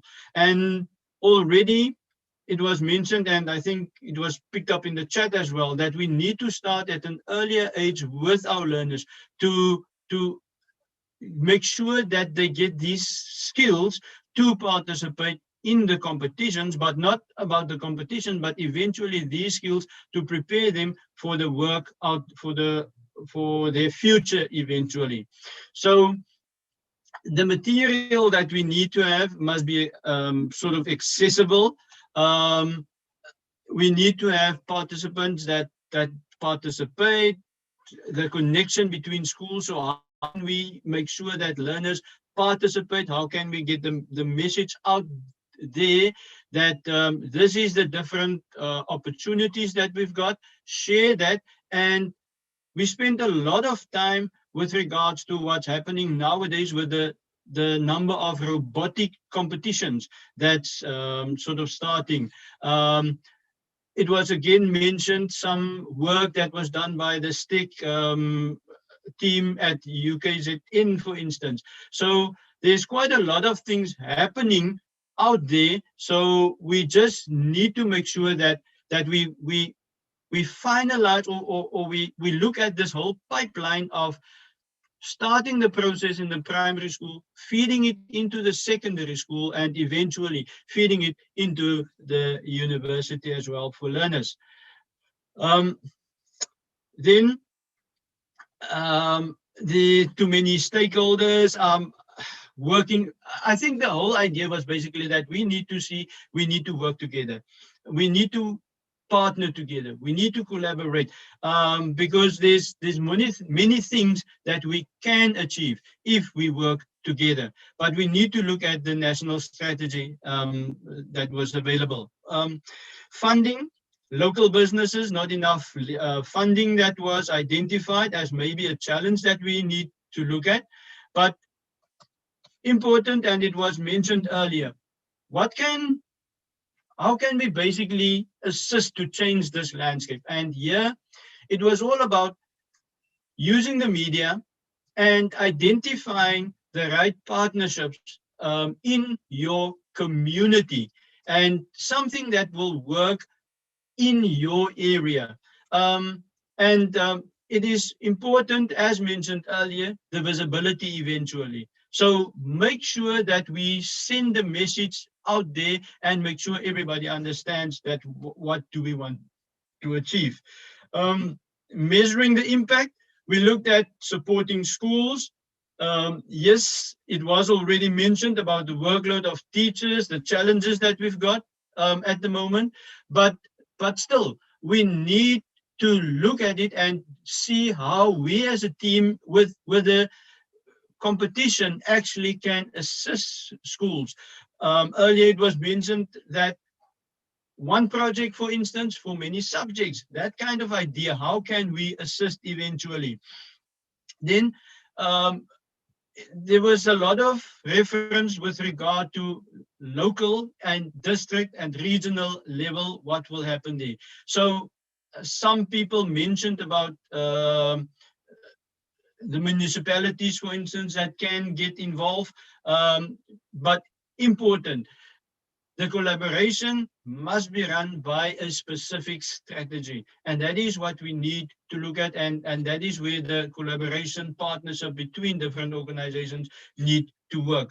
And again, as mentioned, the environment where you are working, the environment, the plan needs to fit that particular area as well. I think I'm close. Yeah. What about transformation? It was basically about a holistic approach that we need to address this as well. So, Pathy, I think this is basically a short feedback from our room, but I think everybody mentioned that it is something that we need to look at, because we need conferences like this where partnerships, collaborations can be sort of improved, extended, and we need to work together to achieve eventually to have a very successful competition eventually. Thank you, Pathy.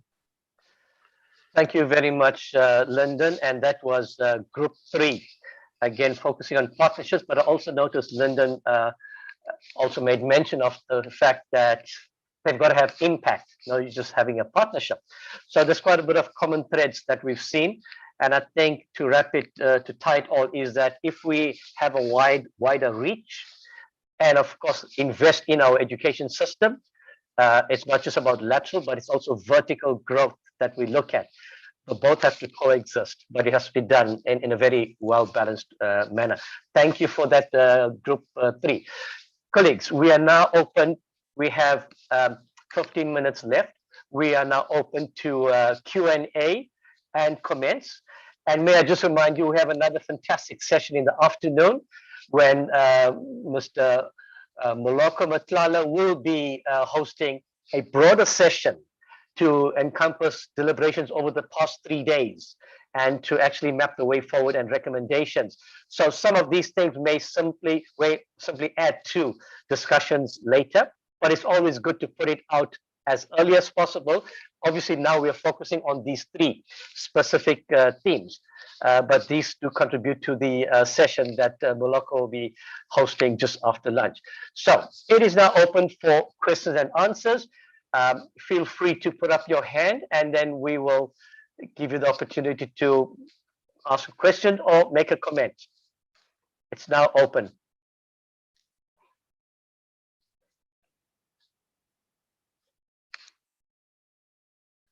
Right, that's done. Xavier, I see your hand. You may go ahead, please.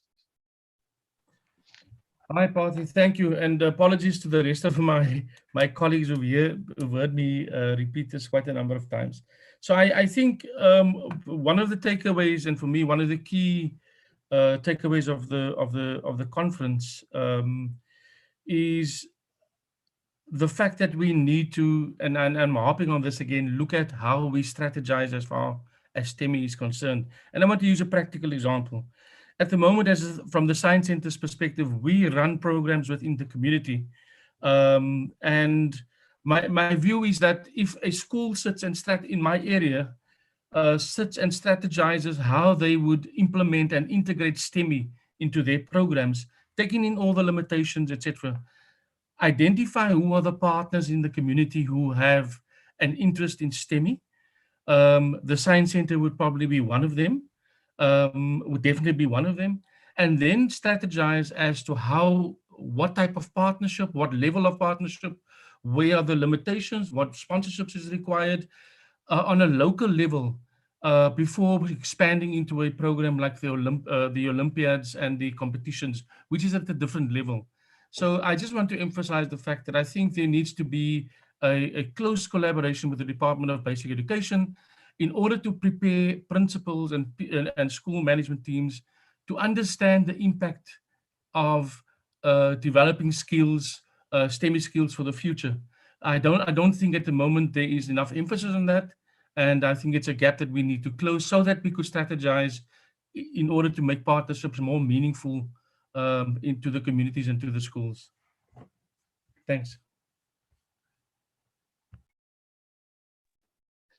Thank you very much, Xavier. And no, we don't get tired of hearing your voice and your feedback. It is always welcome because right now, at least all the delegates are privy to your thinking.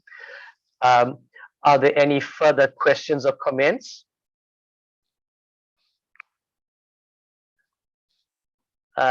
Denise, right. I have Denise and then Natasha. Denise, please go ahead.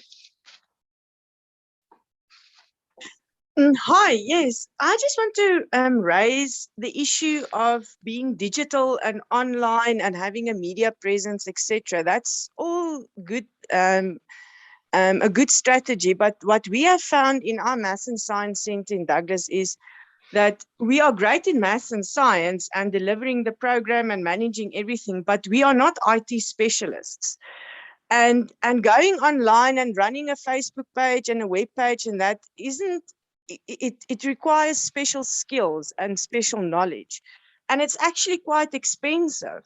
It's not so cheap. And I find that when we're talking about partnerships and those sorts of things, I think we must look in the IT world as well, with people with that sort of expertise that can help with marketing and digital type of things. I mean, a simple thing like we want to share small little videos on WhatsApp is not as simple as just making a video and sharing it. There is so many aspects to it and video editing that needs to be done. And there's a certain type of person that has that expertise that we don't necessarily have in our organization, and that we have to pay or get from the outside to do that. And that requires funding as well. So I think going ahead, that if we're all going digitally or on social media or whatever the case may be, that we partner with IT specialists in the private sector or otherwise to also engage with us and to help us in that department. Thank you very much, Denise. Which province did you say you're from? I'm in the Northern Cape. Okay. Can I suggest, Natasha, I see Natasha and Helen. Can I suggest Chris McCartney? I know he covers the Northern Cape.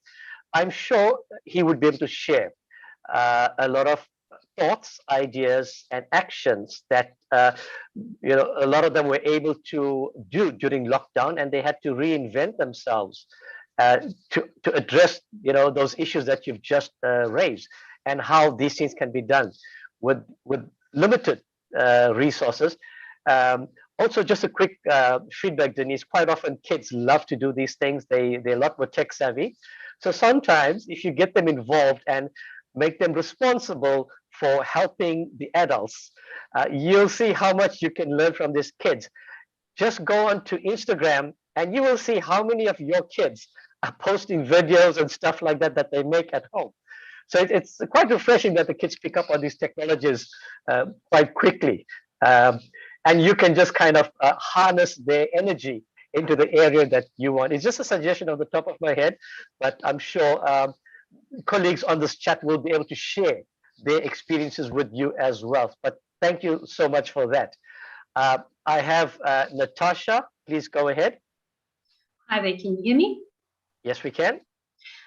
Thank you. So one of the things I would like to suggest with regards to working with the university and then working in each of the provinces with those who are again at the coalface or on the ground, We are training teachers at university level, and I think that obviously we would love to see robotics and coding be part of their subjects at university level, so that when they come out, they do have practical experience. So I would suggest that partners are found who are already running clubs, businesses, etc., who have track record, that universities pull them in either to do electives for the teachers, the training teachers, or to give the training teachers experiential knowledge. So come on in and see how a class is taught or how a club is run, and make that a part of the curriculum for our teachers who are in training, so that those who are coming out are actually exposed and ready to take on the challenge. Because otherwise we're going to be, we can assist our teachers basically to be more prepared for the task that lies ahead of them.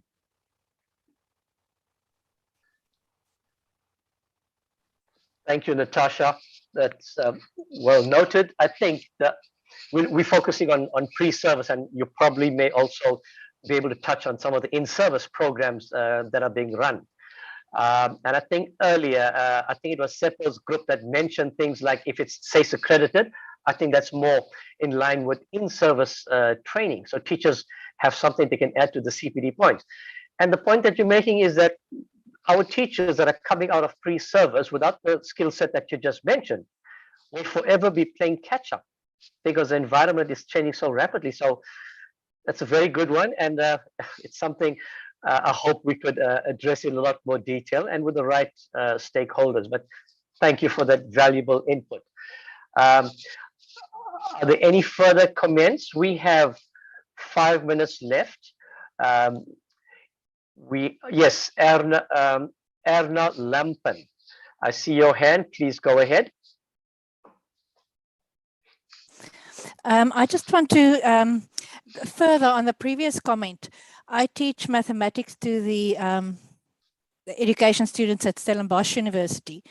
And as part of our program, the fourth years each year does the South African Mathematics Foundation's first course in problem solving for teachers.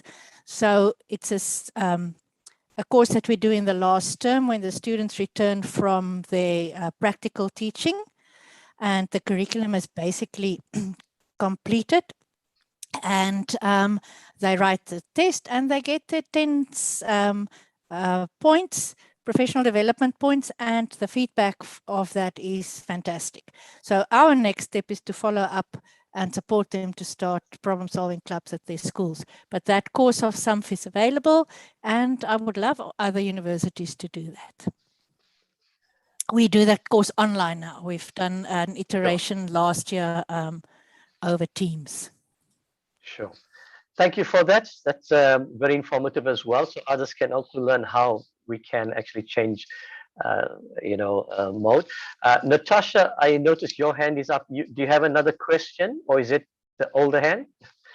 Okay, that's disappeared. Colleagues, while we are busy on this, can't we take a moment and complete the online assessment forms that's on your chat?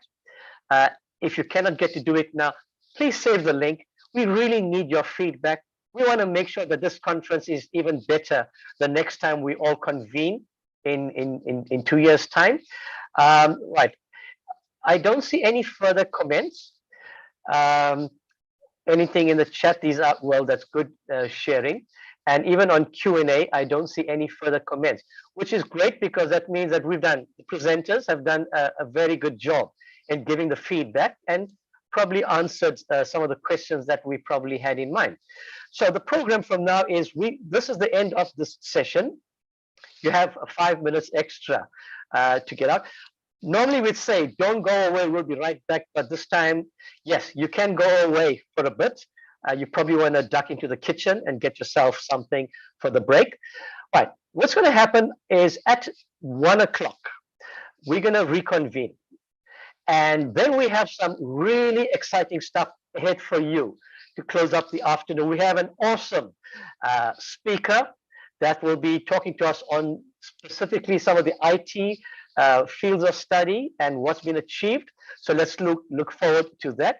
And of course, to start wrapping up the the latter part of the afternoon, we will have Moloko Matlala, Erna Talyad, and Krishni Naidu with various messages and sessions and so on. So we're halfway there. We're going to have a break right now. You can log off and please log back in just before 1 o'clock. And I look forward to seeing you in a bit. Have a wonderful break and see you shortly. Bye.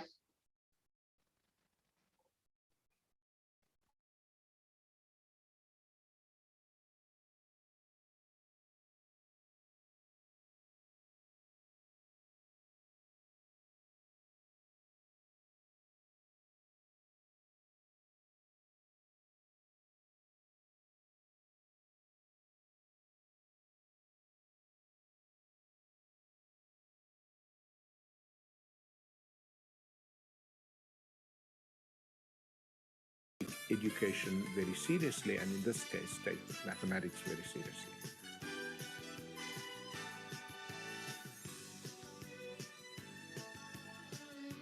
Our Learner Development Trust aims to provide stimulating mathematical activities, training and opportunities for all learners to develop to their fullest potential. Here, our flagship activity is the well-known Old Mutual South African Mathematics Olympiad for senior learners and the Nestle Mathematics Challenge for junior learners. What mathematics teaches you is the power of reasoning. A good mathematics student is one who is able to solve problems which don't necessarily occur in school mathematics, where he or she has to develop a strategy once you are given a problem to figure out what method must I use to actually solve this. Think of mathematics for a second value. Apart from reasoning, think of efficiency. Think of the ways in which you can take very complex problems, reduce it to something manageable like an equation, and then solving that equation in a very efficient way. I think it's very good to develop that kind of persistence and discipline of the mind, which is necessary not only if you want to be successful in mathematics or engineering or science, but generally in life. But apart from its intellectual values, mathematics also has certain social values. It teaches you how to solve problems together. There's something in the way we learn that is not just individual or individualistic, but very much social. And mathematics, for me, was always at its most powerful when I could solve a problem with other students around. If you have a knack for maths or problem solving in general, then I'd highly recommend that you try your hand at STEMI. Not only is it a great way for you to show off your skills and potentially win some cool prizes, but you'll also learn about lots of amazing applications of concepts that you learn in the classroom.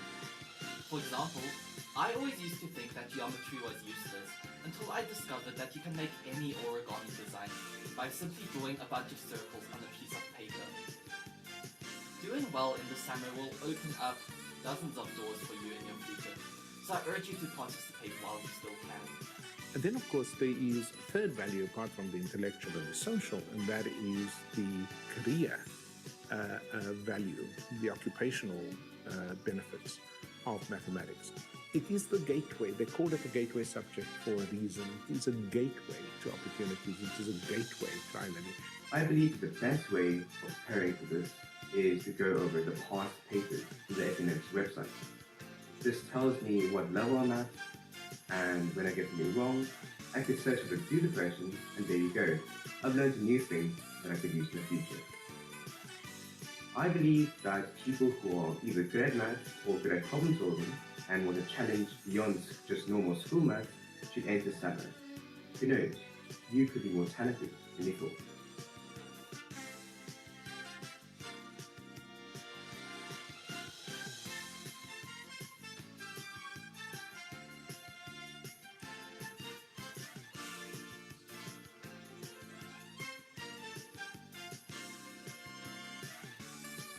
So thank you for being the lodestar for education. Thank you to all of those who are the teachers in the Olympiad, the tutors, the managers,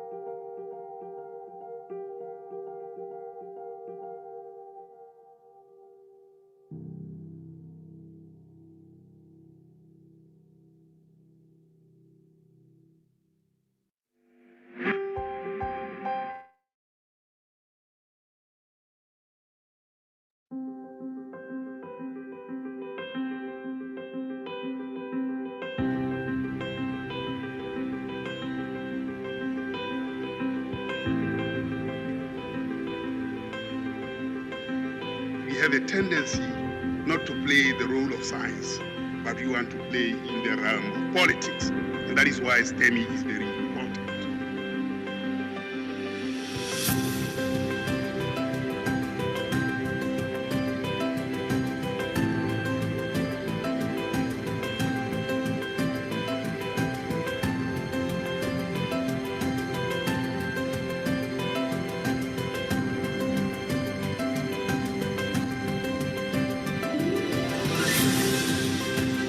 Our focus would be on the role of these extra curricular STEM activities in enhancing participation.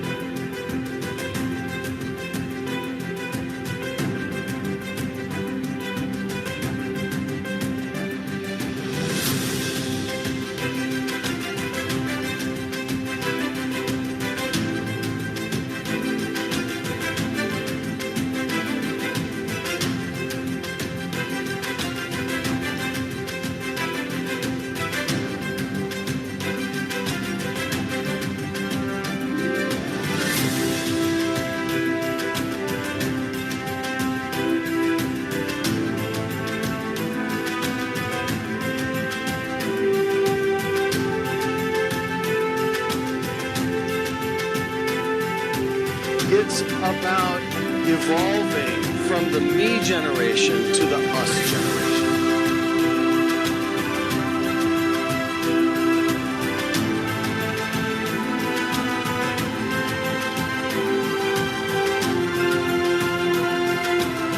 Learner success is dependent on an efficient and supported community of practice. Thank you.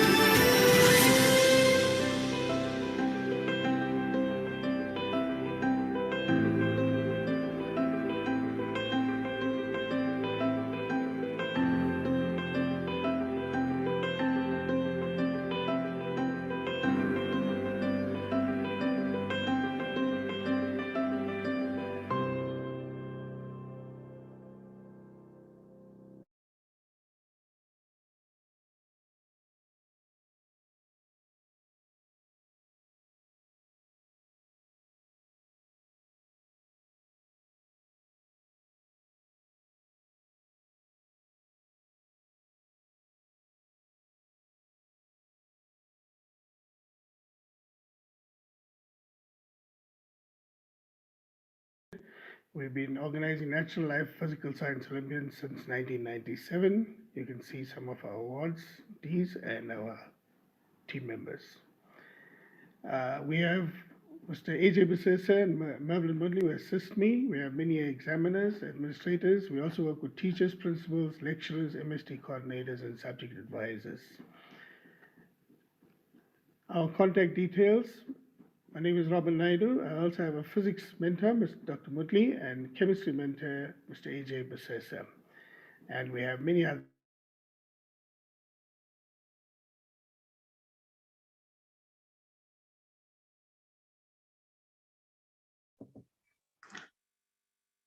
Erna, please go ahead and test.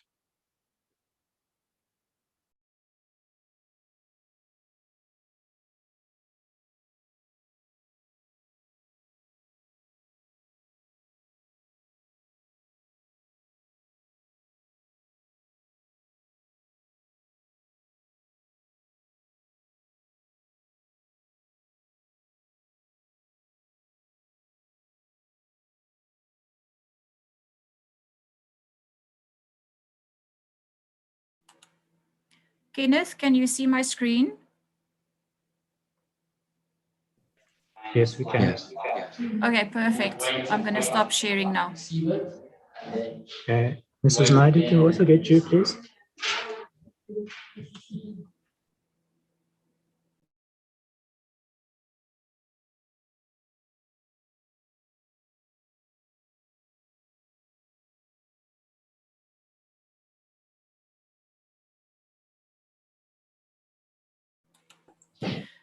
Kenneth? Ms. Naidu, are you still on?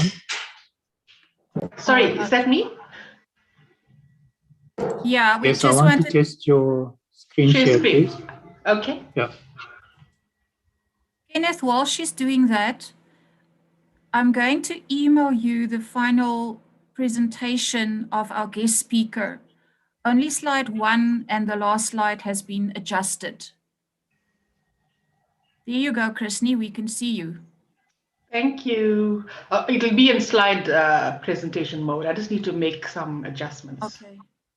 So let me Right. check. Thanks, Chrisney. Right. Kenneth, are you still, can you still Yes, hear I'm me? listening. I'm listening. Okay. So I'm going to email you because I'm now not sure where to email it to, the final updated presentation, just as a backup. So that it's okay? changed from the original one. Yes, only slide 1 and the last slide. The first and the last slide have been updated. That's all. Okay, that's fine. You can email it. I'll forward it to Bono. Perfect. Thank you, Kenneth. Thank you. Mr. M, can we test yours, please?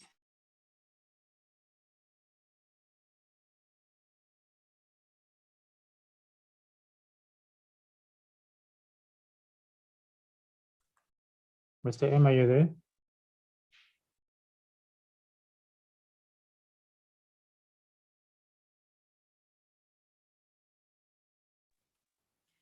Kenneth, he might not be here. I think him and Burson are talking about his final presentation.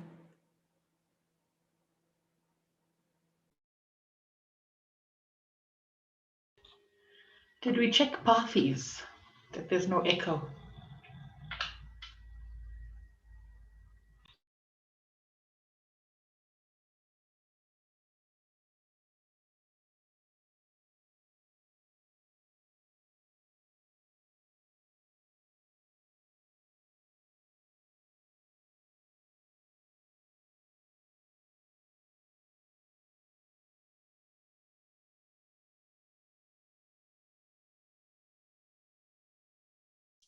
Did you pick up an echo? No, I can't, but I just thought it was on mostly Pathi the last time. Will he be auditorium?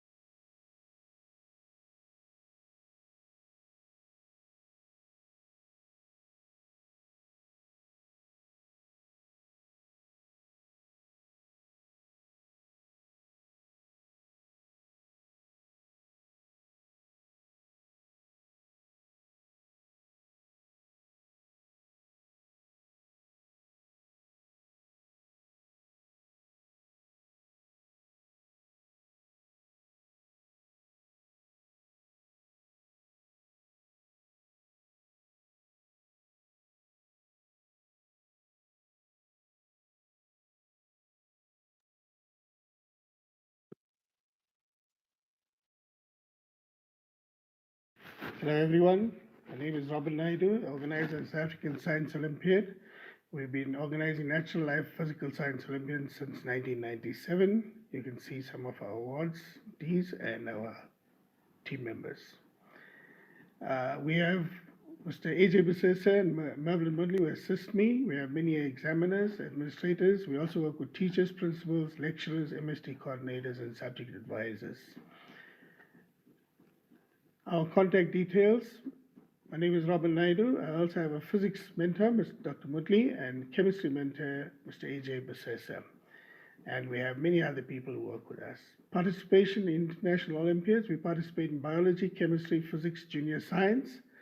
Hosting, we have hosted the International Junior Science in Durban in 2011. We have won 16 bronze medals up to this point. This is our South African chemistry team that went to the International Chemistry Olympiad. You can see the pictures with our lovely outfits as sponsored by GEM Schoolwear.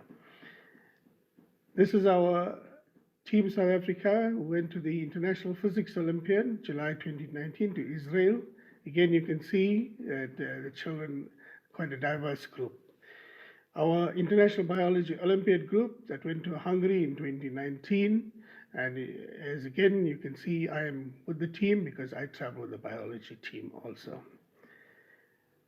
Historically, we have launched this Olympiad at Springfield College of Education as lecturers in 1997. We focus on improving quality of science. We offer Olympiads from grades 4 to 9 in natural, physical science, and life sciences. All learners in all provinces and the top performing students can also be shortlisted to represent the country in biology, physics, chemistry. Government partnerships are with DSI, DBE, and we also provide opportunity for gifted and talented learners. South African government provides funding mainly for disadvantaged African learners, female mainly, and yet there is no financial support for international Olympiads. How do you get in? Right, you have to write 3 rounds. First round is free to those schools that have entered. Final round by payment, and the international selection round, we select 12 to 30, and then from there, the teams of 4 to 6 are selected for physics, chemistry, biology, and junior science. Our curriculum follows the national curriculum very closely for grades 4 to 11. All papers are 2 hours, 30 multiple choice, skills, prose, data response, graphs, etc. Our invitations are sent to all provinces by post as well as email, and there's our dates. 3rd of August for both natural and life sciences, 5th of August for physical science. Entries are 20 Rand each, closing 30th of May. The main purpose of our Olympiads is to identify and nurture talented learners, to create an interest and develop positive attitudes in science, to empower teachers and provide a bank of challenging questions, to encourage and guide learners towards more careers in science, develop more scientists and engineers in the country. These are our pictures from our awards at UKZN in November 2019. You can see our awardees as well as the figurines, our presentation. Trophies and certificates are offered. Platinum, gold, achievement, participation certificates to all learners, also to schools, teachers, examiners. Trophies and medals are given to top 3 learners, top 3 educators, top 3 schools with the highest number of entries. In 2021, new incentives and categories will be sought through sponsorship drives. This is the key to unlocking long-term public and private partnerships are being sought. So our main concerns, however, schools that enter do not sustain the entries from one year to the next. There are also small numbers entered, and this makes it difficult for admin. It is proposed that the government funds a fixed number of participants in each school, consider a top 10 per school per grade annually. Our main challenge to schools, MST, and subject advisors, highly successful schools could help other schools to improve. Do this by doing workshops. Webinars are a way to go. Seek help by inviting successful schools to run workshops. Liaise with us for professional guidance. We can provide lots of guidance to science centers to arrange workshops, invite schools to these sessions. South Africa's future plans, increased participation from schools. We need help from MST and subject advisors. Provinces can also use their funds to purchase revision booklets with a bank of questions distributed to participation schools. Increase and widen invites. Look for more publicity for the Olympiads. This is our team that went to Qatar, 16th IJSO International Junior Science. There's the pictures. The medalist is right in the middle. And you can see our jury members, Dr. Woodley and Mr. Besesa, at exam moderation sessions. Our team looked very nice there. Preparing for Olympiad participation, use past papers in the class, give daily short tests. Do not put labels on children. Do not label them as weak. Recognize the gifted and talented. It is better to do more work than less. Link all teaching to life skills, experiences. Have your own Olympiad at school. Set up a science club for Olympiads and projects. How to succeed. Be passionate. Enjoy teaching and learning science. Research, review, and update knowledge. Always be prepared. Never afraid to acknowledge that you do not know. Start with practical work and experiments. Use practicals to teach theory. And I want to also thank all of you for listening. It has been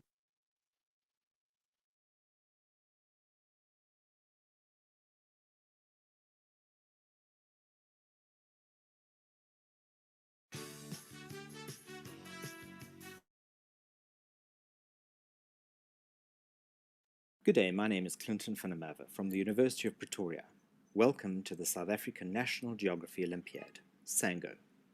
SANGO was started in 2017, and here you can see our mascot proudly presenting the South African national flag.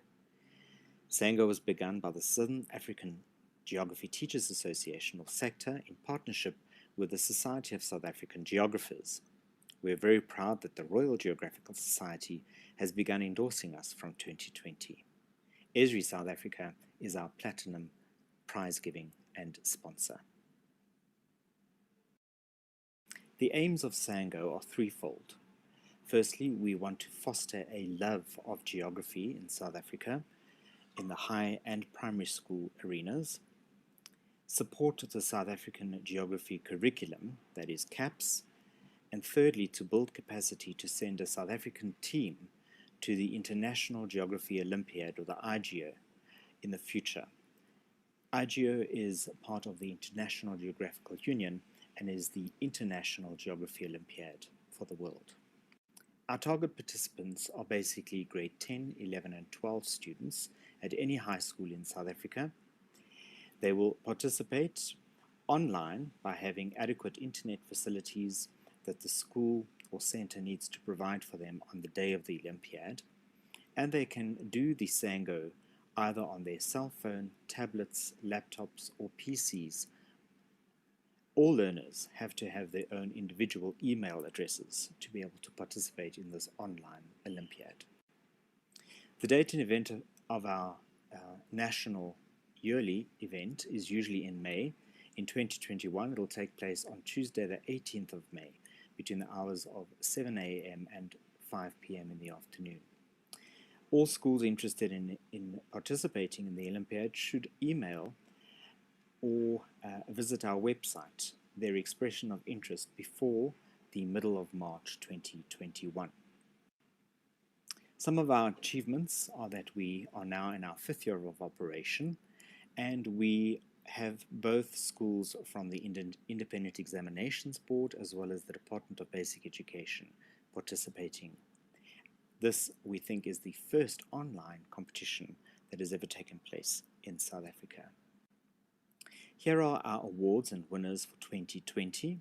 You'll see that we had, despite the challenges of COVID-19, quite a number of schools participate, and 418 learners across the country took part in the 2020 SANGO that took place on the 15th of September 2020. We also had a very exciting section of the Royal Geographical Society, which learners could elect to participate in, and here are the results of those winners, as well as the individual learners in the top 10 positions. Our 2020 winners came from both DBE and IEB schools. In first place, we have Johan Meintjes from Hoërskool Oosmoed in Pretoria, Gauteng. Second place was won by a girl called Abigail Davies from an IEB school, Red Hill School in Sandton, Gauteng. In third place, congratulations went to Reese Wenhold in grade 11 from Pretoria Boys High School in Gauteng. Our contact details are as follows. Please visit our website or email us directly. My name is Clinton van der Merwe, and I'm the spokesperson for SANGO. Here are some of our sponsors, both nationally and internationally, and we really thank STEMI for this opportunity of being a part of your platform and taking part in that too. Thank you very much. SAMO for me represents an example of what can be if we take education very seriously, and in this case, take mathematics very seriously.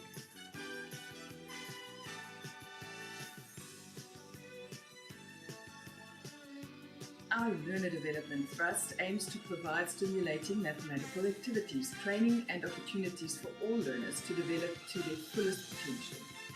Here, our flagship activity is the well-known Old Mutual South African Mathematics Olympiad for senior learners and the Nestle Mathematics Challenge for junior learners.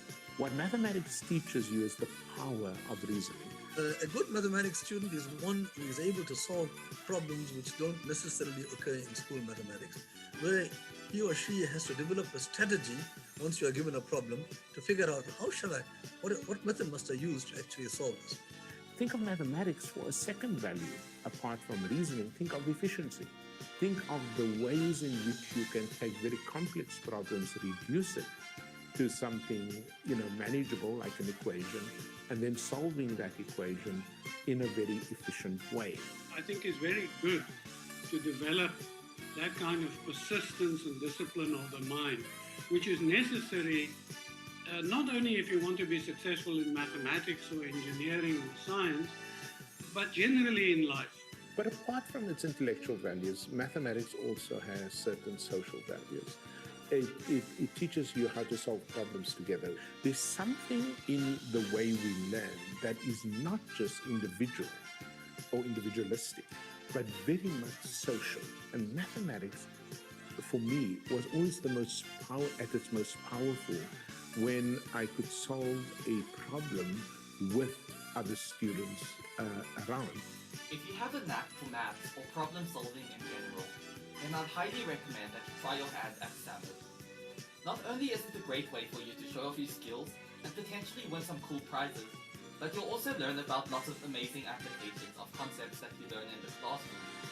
For example, I always used to think that geometry was useless until I discovered that you can make any origami design by simply drawing a bunch of circles on a piece of paper. Doing well in the SAMO will open up dozens of doors for you in your future, so I urge you to participate while you still can. And then, of course, there is a third value apart from the intellectual and the social, and that is the career value, the occupational benefits of mathematics.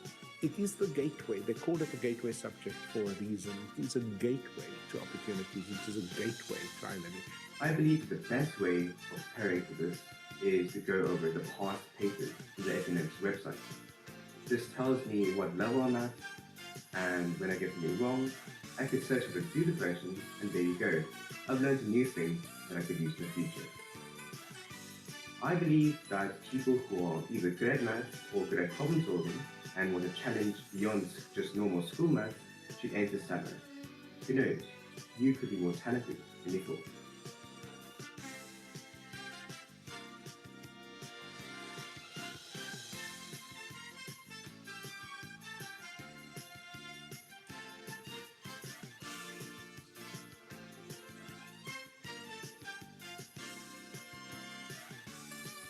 So thank you for being the lodestar for education.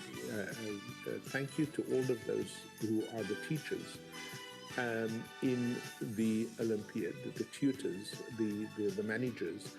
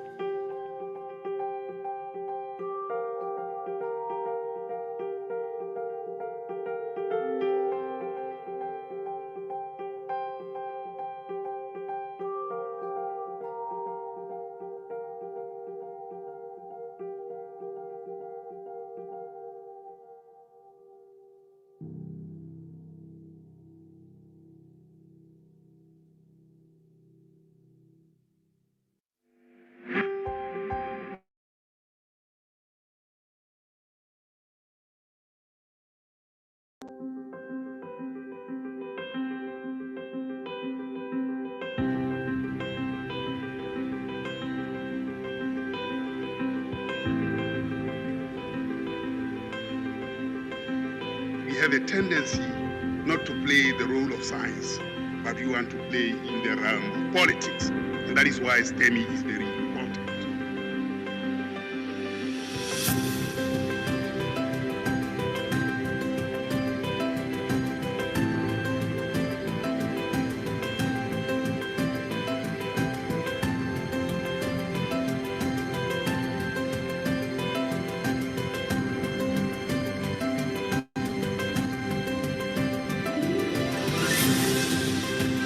Our focus would be on the role of these extra curricular STEM activities in enhancing participation.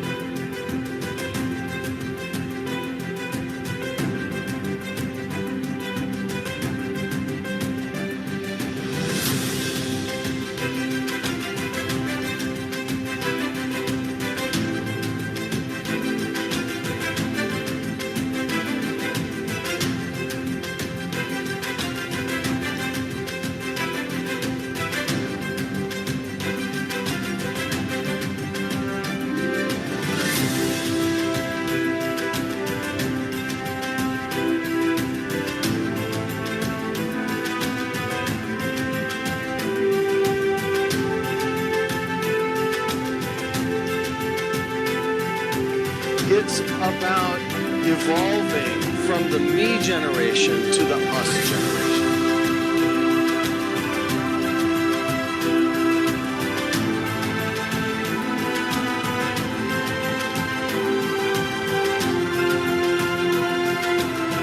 Learner success is dependent on an efficient and supported community of practice.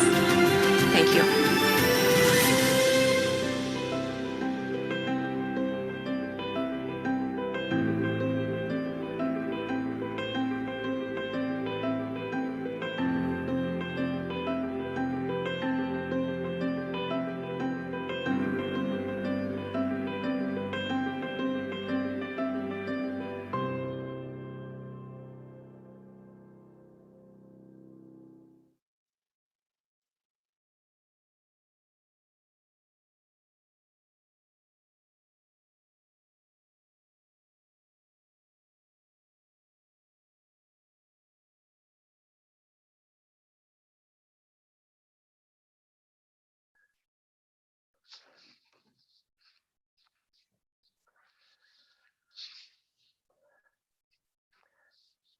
Hello and welcome back, everyone. I hope you had a a good break, and we're all set for one of the most important parts of the conference. Right, so let's see what we have now that we're back from the break. We have we have 3 very happy people who I believe have won something special for the social media competition. And the first name that comes out of the hat due to his or her excellent performance is Zimatsatsa. Congratulations and well done. And the second name is Tidimalo Tamane. And the third winner is Nakia. Well done to all 3 of you. Your potentially valuable prize will be reaching you very shortly. I believe you'll have to just contact or send your details to Simon at SASTA, and he will then be able to get your prize to you. Because some of the names are not there, we don't know for sure exactly who it is. But I've put it up on the chat, and if you belong to that name, please contact Simon or any of the other colleagues at SASTA, and they'll be glad to assist you to get your prize to you. Well done. And to the rest of you, keep tweeting, keep posting on Facebook and other social media platforms that you're at. Unfortunately, this is not one of the conferences where you can take selfies or group pictures like we normally do at the conference. So you're going to have to be creative on how best you can capture the essence of the conference as you're attending and post it on Instagram, Twitter, as well as Facebook. So keep your presence on social media. You're doing a good service by getting our message out there. So well done to our 3 winners. Now, colleagues, it is my pleasure to introduce a very special keynote speaker who's going to spend the next 20 minutes addressing us. We have in our presence a very esteemed Mr. Aubrey Hoffman. As an IT project turnaround specialist, Mr. Hoffman has focused the majority of his career stabilizing and rescuing troubled IT projects at companies such as SARS, Cecil, and British American Tobacco. As an avid academic, Mr. Hoffman lectured part-time at UWC, Stellenbosch Business School, and CPUT in various capacities on postgraduate level since 2006. One of his latest accomplishments at CPUT is where he initiated and led a first in collaboration between multiple South African universities to build and implement a standardized online application system. To fulfill his passion for education, he is involved in a number of community technology teacher training programs, where his focus is on the infusion of technology into education. His current research focus on utilizing technology to enable learners specific learning styles through various presentation methods, tools, and techniques. With that short introduction, I'd like to now hand over to Mr. Aubrey Hoffman, who joins us all the way from the Republic of Cape Town on this chilly, I'm sure it's also quite wet in Cape Town. Aubrey, welcome to the conference, and we really look forward to hearing your address. Thank you. Good afternoon, and thank you. Thanks for the kind words there. So yes, it's a very cold, wet day in Cape Town. We were first in terms of this cold front. So wherever you're in the country, we're sending it on to you. But the sun has just started shining, so things looks up, and I hope we're through the worst of this cold for this afternoon, and at least for the weekend. But thanks a lot. It's a privilege to be able to join here. I just want to convey my apologies on behalf of Prof. Maki Johnson, who was supposed to present here. Unfortunately, there were some conditions and circumstances that she can't be here. But happily, I'm here and really looking forward to engaging with you. So to start off, let me just quickly share my my screen, and then we can kick off. Chair, can you just confirm that you're able to see my screen? Yes, we can. Thank you. Awesome. Thanks a lot. So yeah, just a little bit more about me. Spent a lot of time in education, really love it, and perhaps addressing this community to say that my real the person in life that brought me to where I am and who I'm always aspiring to is a grade 12 teacher, English teacher, that taught me what it means to be a teacher, how to adapt, how to know what your learners is thinking, how best they learn, how best they perform. And it really set me on a path and a love for education. So thanks for this opportunity.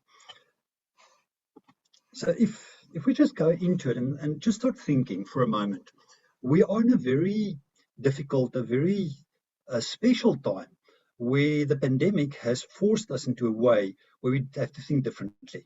So let's spend a few seconds or a minute and just reflecting and think about it and say, how do we use technology in our personal lives? And asking some questions. How do I relate to technology? And what is technology? If we start thinking about technology, we quite often think about a very difficult, challenging environment where I don't understand it. There's a number of reasons why I can't use it, etc., etc. But is that really true? So just ask some questions. Do I receive emails on my mobile phones? Do I use WhatsApp? Do I use Zoom or Teams?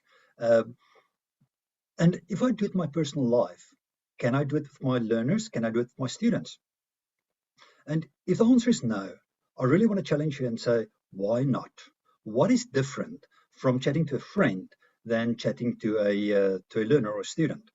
Then do I use any integrated calendars which will send me reminders on my phone? Do we see that? Do we use Gmail? If we do that in our personal lives, why not professionally? If we use them in our professional lives, why not personally? And then, do I attend courses on technology use? There are so many valuable pieces of information available throughout the internet. If I go into YouTube, the level of education available there is phenomenal. Not to talk even of TEDx, etc., etc. There are so many platforms. Yes, there's a myriad of information available. However, if I start filtering through it and know what I'm looking for, there's really very important, valuable information available that we can use every day. So I want us to take this to heart and just think about it and say, why are we using these things? What are we using it for? And if not used to enable us to work with our students better, why not? We had to adapt. Come January 2020, we heard the first words or the first waves of COVID, but it was very far away. It was in China. Will this roll over? Where are we going? And then all of a sudden, on the 20th, 21st of March last year, we had a public address by our president saying we're going into a level 5 lockdown. I remember at the time sitting with some colleagues, and the first inclination about it in corporate was to say, let's just put people on leave for this 3 weeks. Let's just look at how we can get through this, because after 3 weeks, things will be better. Very soon after that, they realized and said, but we can't do this. This may be longer. How do we make sure that people can work from home? How do we can trust them to work from home? The same principle applied in schools. How do we manage? How do we go forward? We can't cancel this year. Very soon after that, we realized that. And what we've seen is how quickly teachers adapted in terms of using WhatsApp to share videos, TV as a means of learning, radio channels, a collaboration between teachers and teachers learning technology. Start making use of what's there, what's available to us. And when I say this, the experience has shown us that it's teachers in the most basic areas with very limited resources that started using these items. So how do we adapt and why do we adapt? Even 20 years ago, Osdurk said that sustainable economic development requires substantial investment in human capital, not technology, human capital. Education enriches people's understanding of themselves and the world. It improves the quality of their lives and leads to broad social benefits to individuals and society. If I just read that statement, I think it was said 20 years ago. We had no idea what will happen. Where do we sit today? How frequently do we interact via technology? Making use of Zoom, for instance, right now. To think that we have a conference with hundreds of people around the country looking at Zoom, but yet interacting, still getting some energy from it, still having a sense of community. And then he says, education raises people's productivity and creativity and promotes entrepreneurship and technological advances. Now, what we've seen over the last period is how people start using this. I just had to have my vehicle license renewed, and sitting in meetings from dark to dark, I just don't have the opportunity to go to the traffic authorities. I saw on Facebook somebody advertised. I contacted them via WhatsApp. I sent through the documentation, and I just received a picture back of my license renewed, as well as a dress change that was done from Gauteng to Cape Town. All of this using technology. So we need to understand this relationship between education and development, where the funding of it will come from, where the will, the social and political will come from to make this happen. From educational context, we have a myriad of challenges. We're just looking at education is characterized by poor internet access in rural areas, lack of adequate learning resources, multilingual challenges, lack of teachers' digital skills. And, numerous studies from UNESCO and other areas that tells us this. We're looking at mobile first, where mobile devices such as mobile phones offers various opportunities. And our saturation in terms of these devices is far, far higher than we realize. In studies that was done in 2015 and 2016, we already saw saturation levels of close to 100%, meaning there's a smartphone for every person in the country. It may be unequally distributed, but the opportunities are there. And then the question being asked, why do we not leverage technology? In South Africa, we still have expensive internet access, especially those areas that's not fortunate enough to have fiber and unlimited access. Our data via our cell phone providers is still very expensive. So we have to work around it. We have lack of adequate resources. Some of our schools we see just don't have the resources necessary. Some other schools have brilliant resources. The lack of a language of proficiency. So where do we go with this? How do we do it? When I work in this manner, am I understood? And we always have the challenge of communication. I don't have the ability to immediately understand whether somebody grasps what I'm saying. So it becomes difficult. We need to learn those skills. We need to use our other senses, listening, checking in, doing surveys, making sure that we overcome that language proficiency barriers. And then lack of existence of training, especially in STEM. We're seeing this over and over, the lack of logical thinking. Looking at universities, looking at corporates, it is a big challenge that we are facing, and how do we address it? And how do we do this in different school contexts? We have brilliant schools, we see brilliant students, but I also had the fortune and the privilege to work at universities where we don't have these resources, and learners come out of school, start a university career, and have to learn, and what they have done to overcome those challenges. So it is doable. We just have to think around and say, how do we make it work? Moving into the fourth industrial revolution, obviously we're in a stage now where the amount of data, the amount of information becomes so big, so much, looking at big data, but just how everything fits together with mobile devices, IoT platforms and cloud computing. We're looking at big data and smart sensors, 3D printing. There's just so much that's happening from all over. So how do we utilize this? How do we move this forward? How do we expose our learners early enough to these items and understand what can be done?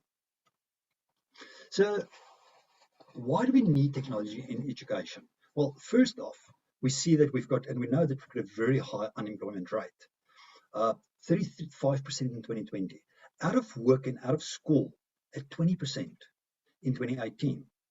However, a lot of these learners have got skills already. All skills can be developed. How do we get into those areas where they can make use of the various opportunities that's available? We have to think about our global impact. South Africa is becoming a more and more sought after environment for technology development. And with the advent of the pandemic and where we are right now, it's well accepted to work remotely. We've learned that skill. We are still storming a little bit in terms of finding a balance between work and life, but it's there. We can use it. The growing need for STEM skills, and we really have to focus this and understand what those are. I can really say with complete confidence and pride that some of the best people that I've worked with had mathematics degrees. So how do we make sure that people understand the importance and what maths will do for you, how it fits into the rest of it? We're talking about science, technology, engineering, maths, all these kind of things, but it all fits together, and we need to understand and build the love for it and where we go with it. The South African conversations around the fourth industrial revolution. Where do we go with this? What do we do? How do we develop it? How do we make use of these opportunities that's available to us? We are a very inexpensive market compared to others. Looking at the exchange rates, we've become a very favorable nation, and we're known for hard work. So how do we install that same discipline and the love for it in our students? From a skills gap, we have in South Africa big skills gaps. Software developers, systems engineers, programmers, security experts becoming more and more important. Database designers and communication engineers, just a few, just mentioning some of these. And so a lot of these quite often is developed at a very young age. So how do we expose our learners to these kind of things? How do we use our own skills and technology to make sure that we can install those? So how do we do this? There is a big buzzword in education at the moment called blended learning. And I'm sure I don't have to tell you too much about blended learning, but in my own life, I've found that it really works very, very well. So what is blended learning? It's defined as a teaching and learning approach that combines face-to-face classroom methods with online activities. And there's a number of variations in terms of this, whether it is online blended, whether it's classroom blended, and how much effort do I have to put in terms of my preparations, my engagement with the students, and then what type of student do I have? So it's widely used already. It offers opportunities to a variety of platforms. We have to, however, rethink our instructional design, the investment of additional time and effort in design. A lot of the work that we would have done in the classroom now needs to be done before the time. That investment is also in terms of research. There are so much available on the net, in our various platforms, throughout the community. Do the research, share, use what's already available. And in that way, we can spend more time understanding our learners and getting the right message across. It's also a matter of providing the content in such a way that each of the types of learners can understand and make the best of it. And a little bit later on, I will spend a little bit of time in terms of the different learning styles. And we need to trigger a shift towards more active learning-centered approach. In some of the engagements that we had with teachers, the discussions came up where we discussed how can I make students or learners go to YouTube and watch educational videos rather than the stuff they're doing currently. What does such educational video have to do to make sure that it entices people to look at it, view it, and learn from it? And I'm a big fan of Malcolm Gladwell. I'm sure you've read some of his books, Tipping Point, Outliers, etc., etc. And just his writing style is in such a way that I want to continue. I've learned so much from it.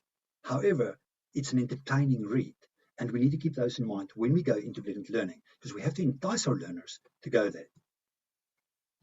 So it gives us the possibility, to adapt the learning materials to students' individual needs or preferences. John and Walters already described in 2012, and blended learning might also be better able to meet the needs of current generation students who are surrounded by computers in their daily life. We must never forget the impact of our Generation Z. The need for instant gratification, the need to be satisfied and occupied constantly, sitting just behind a computer listening or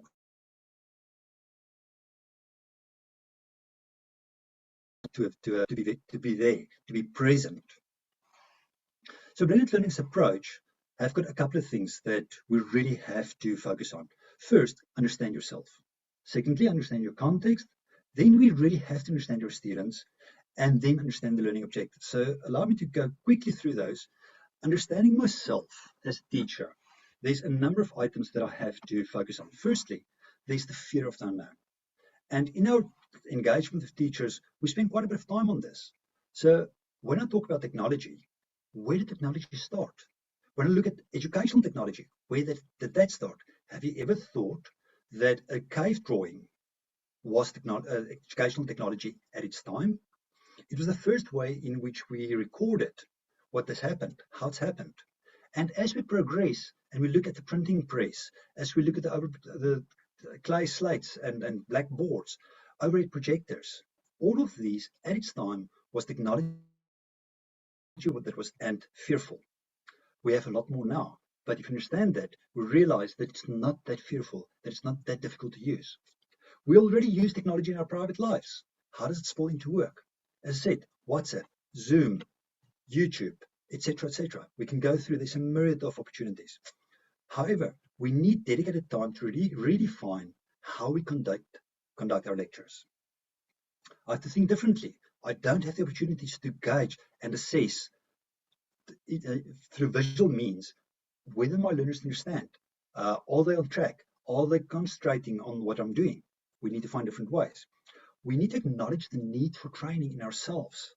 And then we need to keep on networking. There are so many opportunities. There are so many new thoughts. What we've seen from the various teachers in very difficult circumstances and how they've excelled is incredible.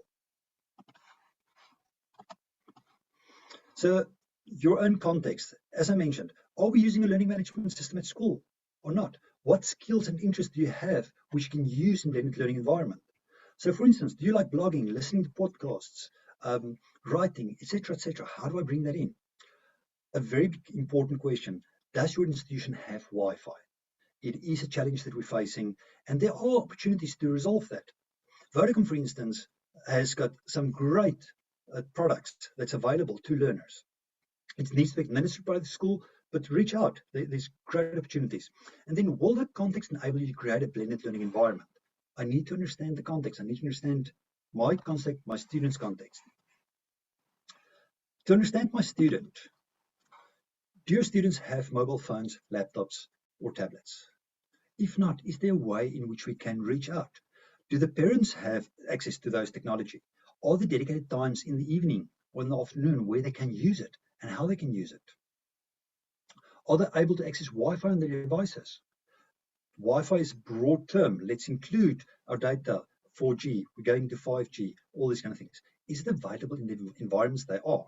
If not, how can we overcome it? And do we have technology skills? Do they have technology skills? Quite often, what we've seen is that our learners know more about technology, adapt quicker to technology than we as adults do.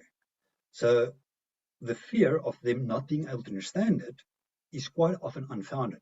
However, how do we direct them to make sure that they use it appropriately? And how can we support them? So where do we go from here?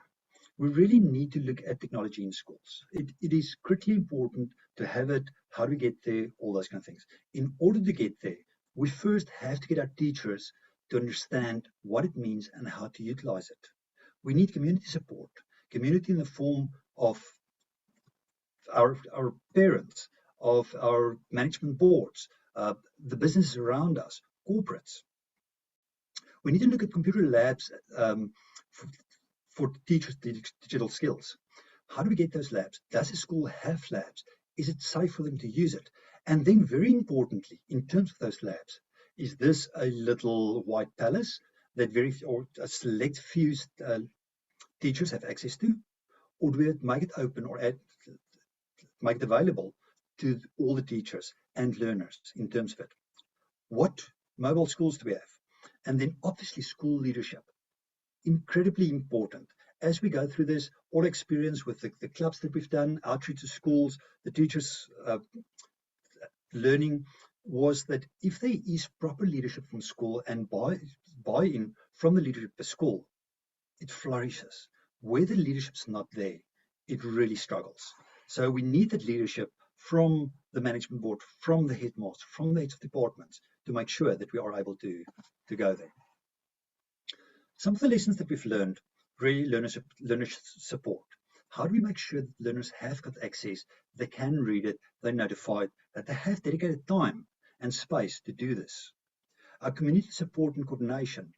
From our corporates, starting off, there are some wonderful initiatives from corporates in terms of academies that's put up, in terms of learnerships, making space for learners and students to engage, to understand what's happening. We had some great opportunities where we had girl students going into the office, going to university, understanding what it is, understanding what opportunities exist in order to go there, and to have the knowledge and the trust that a girl has got the same opportunities as a boy. Teachers' personal development, critically important here. We need to move on. We need to break that fear of the unknown, that fear of technology. How do we do that? And then, as I mentioned, leadership support, critically important. How do we do this? We need to co-design. We need to understand the need. We have bring in organizations, we bring in communities, schools, universities, all these kind of things. That's critically important there. So how do we deal with the misconceptions? A simple statement, but so true. Technology does not drive innovation. The teacher drives the innovation. And I want to repeat that. Technology does not drive innovation. We have the technology. We can utilize it. But if I have to tell you that we've spent the best part of 15 years talking about virtual working, the technology was already there, especially in first world countries. In South Africa, we didn't necessarily have the bandwidth, but it was doable. However, we never got there. All of a sudden, with the pandemic striking us, we were forced to go that route. Sometimes we need this push in going that extra step. But the innovation comes from the teacher. We can't continue teaching the same way we have when we're in a classroom. So how can we make this better? How can we use all these tools that's to our avail and make the learning experience better? Just some examples. We had tech clubs at the University of Western Cape, where we specifically look at project skills development. Things like problem solving, communication, creativity, collaboration. And it was built on a number of platforms. Web literacy. What does web literacy mean? How do I read the web? How do I write to the web? How do I participate in these? And in there, breaking it out and make sure that I can search and navigate and synthesize and evaluate, that I can protect and have an open practice, contribute and share. So all these things were brought in. We brought learners or students together at university where we discussed these items, where they discussed it and come up with very innovative ideas. These techs then spilled into our future tech clubs, where we involved learners, initially bring them onto campus, but that's challenging. If we look at the ability to travel, the cost associated, all those kind of things. We had some brilliant students that then went out to the schools. They went into the labs, they discussed things with the students. I've got a video link there. I'm not going to spend time on playing the video for you now, but please, once you have this document, it's published on YouTube, so it's approved, and we can visit it and view it. But just the experience, two brilliant female students that went out, engaged with the learners, and how they developed a love for learning and a curiosity in terms of what's available, what can I do, where do I go with this? As a result of that, we saw uptake in interest in mathematics and interest in engineering, engineering from a software side in terms of physical engineering, but that learning, that curiosity that keeps on growing. This is the video, so let me just skip that. Then from a teacher's project, we engaged about 600 teachers in a digital skills environment, teaching them how to infuse technology in education, teaching them on the various skills, the various tools that are available, how to utilize it, thinking about the instructional design, making sure that they understand what can be done, how to use this. But also went much further, looking at policies related to education in schools, technologies to use in education. In order to get this done, as I mentioned previously, a number of very big questions. Who owns the lab and who has got access to the lab? If we don't open up to all teachers, we're shooting ourselves in the foot. Why are we doing this? Really understand the purpose of what we are trying to achieve. It's not for a select few. This should be for the masses. This should be for enabling us to share what we're not able to share in person. But we need leadership support. We need the headmasters. We need the heads of departments to make sure that this happens and that it's put open. From a community support perspective, providing us with resources, providing us with support, opening up opportunities, businesses to show the learners what's available, start using learnerships, start getting learners to utilize and provide some insights. And what we found with this is that the teachers are really starting to interact, they're sharing ideas, they're sharing knowledge, and really embedding this new way of working and where we go with this. How do we make learning interactive? It must be fun and it must be learning. And that's the best educational experience. I have to go look forward to my next lecture. I need to look forward to my next class. How do I interact? Based on that, we need to understand the learning styles and preferences of learners before we can start using technology. And then we start using technology in the correct way. So if we look at the various kinds of learning, visual learners who love diagrams and flowcharts and slides, our oral learners who prefer to listen to something. They look at YouTube videos, they listen to podcasts, they listen to ebooks. Reading and writing. We always see those learners, those students that sit there and they make notes. The whole lecture, they make notes. They have the textbooks, they study guides. They've got yellow highlighters all over the place and stickies. But then we also have our kinesthetic learners, those who want to experiment and play and discover through their experimentation. How can we utilize chat forums, social media, and online learning in order to enable this? So if we look at all these kind of things, we've come up with a model. It's not a published model. There's a lot of research still to be done on this. But basically what it does, it looks at the various learning styles and how I use which presentation methods for each of those learning styles. It looks at whether it's a basic information up to very complex information. It looks at the interactivity that's required. So if I have an auditory or a visual learner, my interactivity may not be as high as if I have a kinesthetic learner. So how do I figure out which learners use which, or it's based at which learning styles? If we start using these learning styles, we can also use those same kind of learners and the personality types in terms of doing our assessments.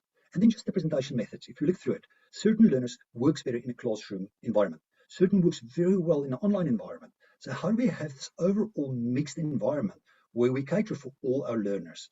And having the technology and utilizing technology to our best, we are able to do that. But understand your own context, understand the context within which we work. Most of all, understand the context for your learners. What are their learning styles? What works best for them? And in that way, we're really able to bring them closer and make education a lifelong joy and love. I've rushed through this presentation very quickly. So thank you so much for the time. And can we open up for some questions and answers? Thank you very much, Aubrey. Really exciting. I know you were rushing through it.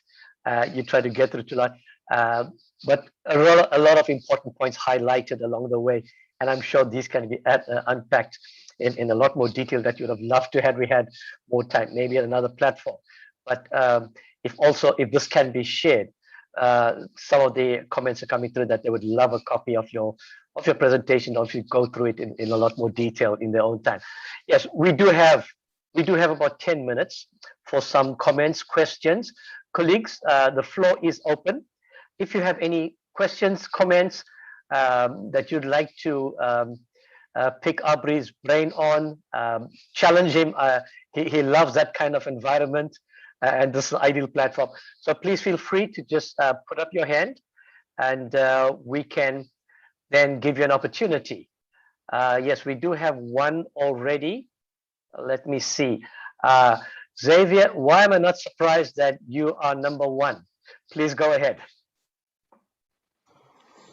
Thanks, Bharti. Aubrey, I want to say that this is definitely a highlight of the conference for me, and thank you for that. What you have described is typically what I've been trying to explain in my simple way.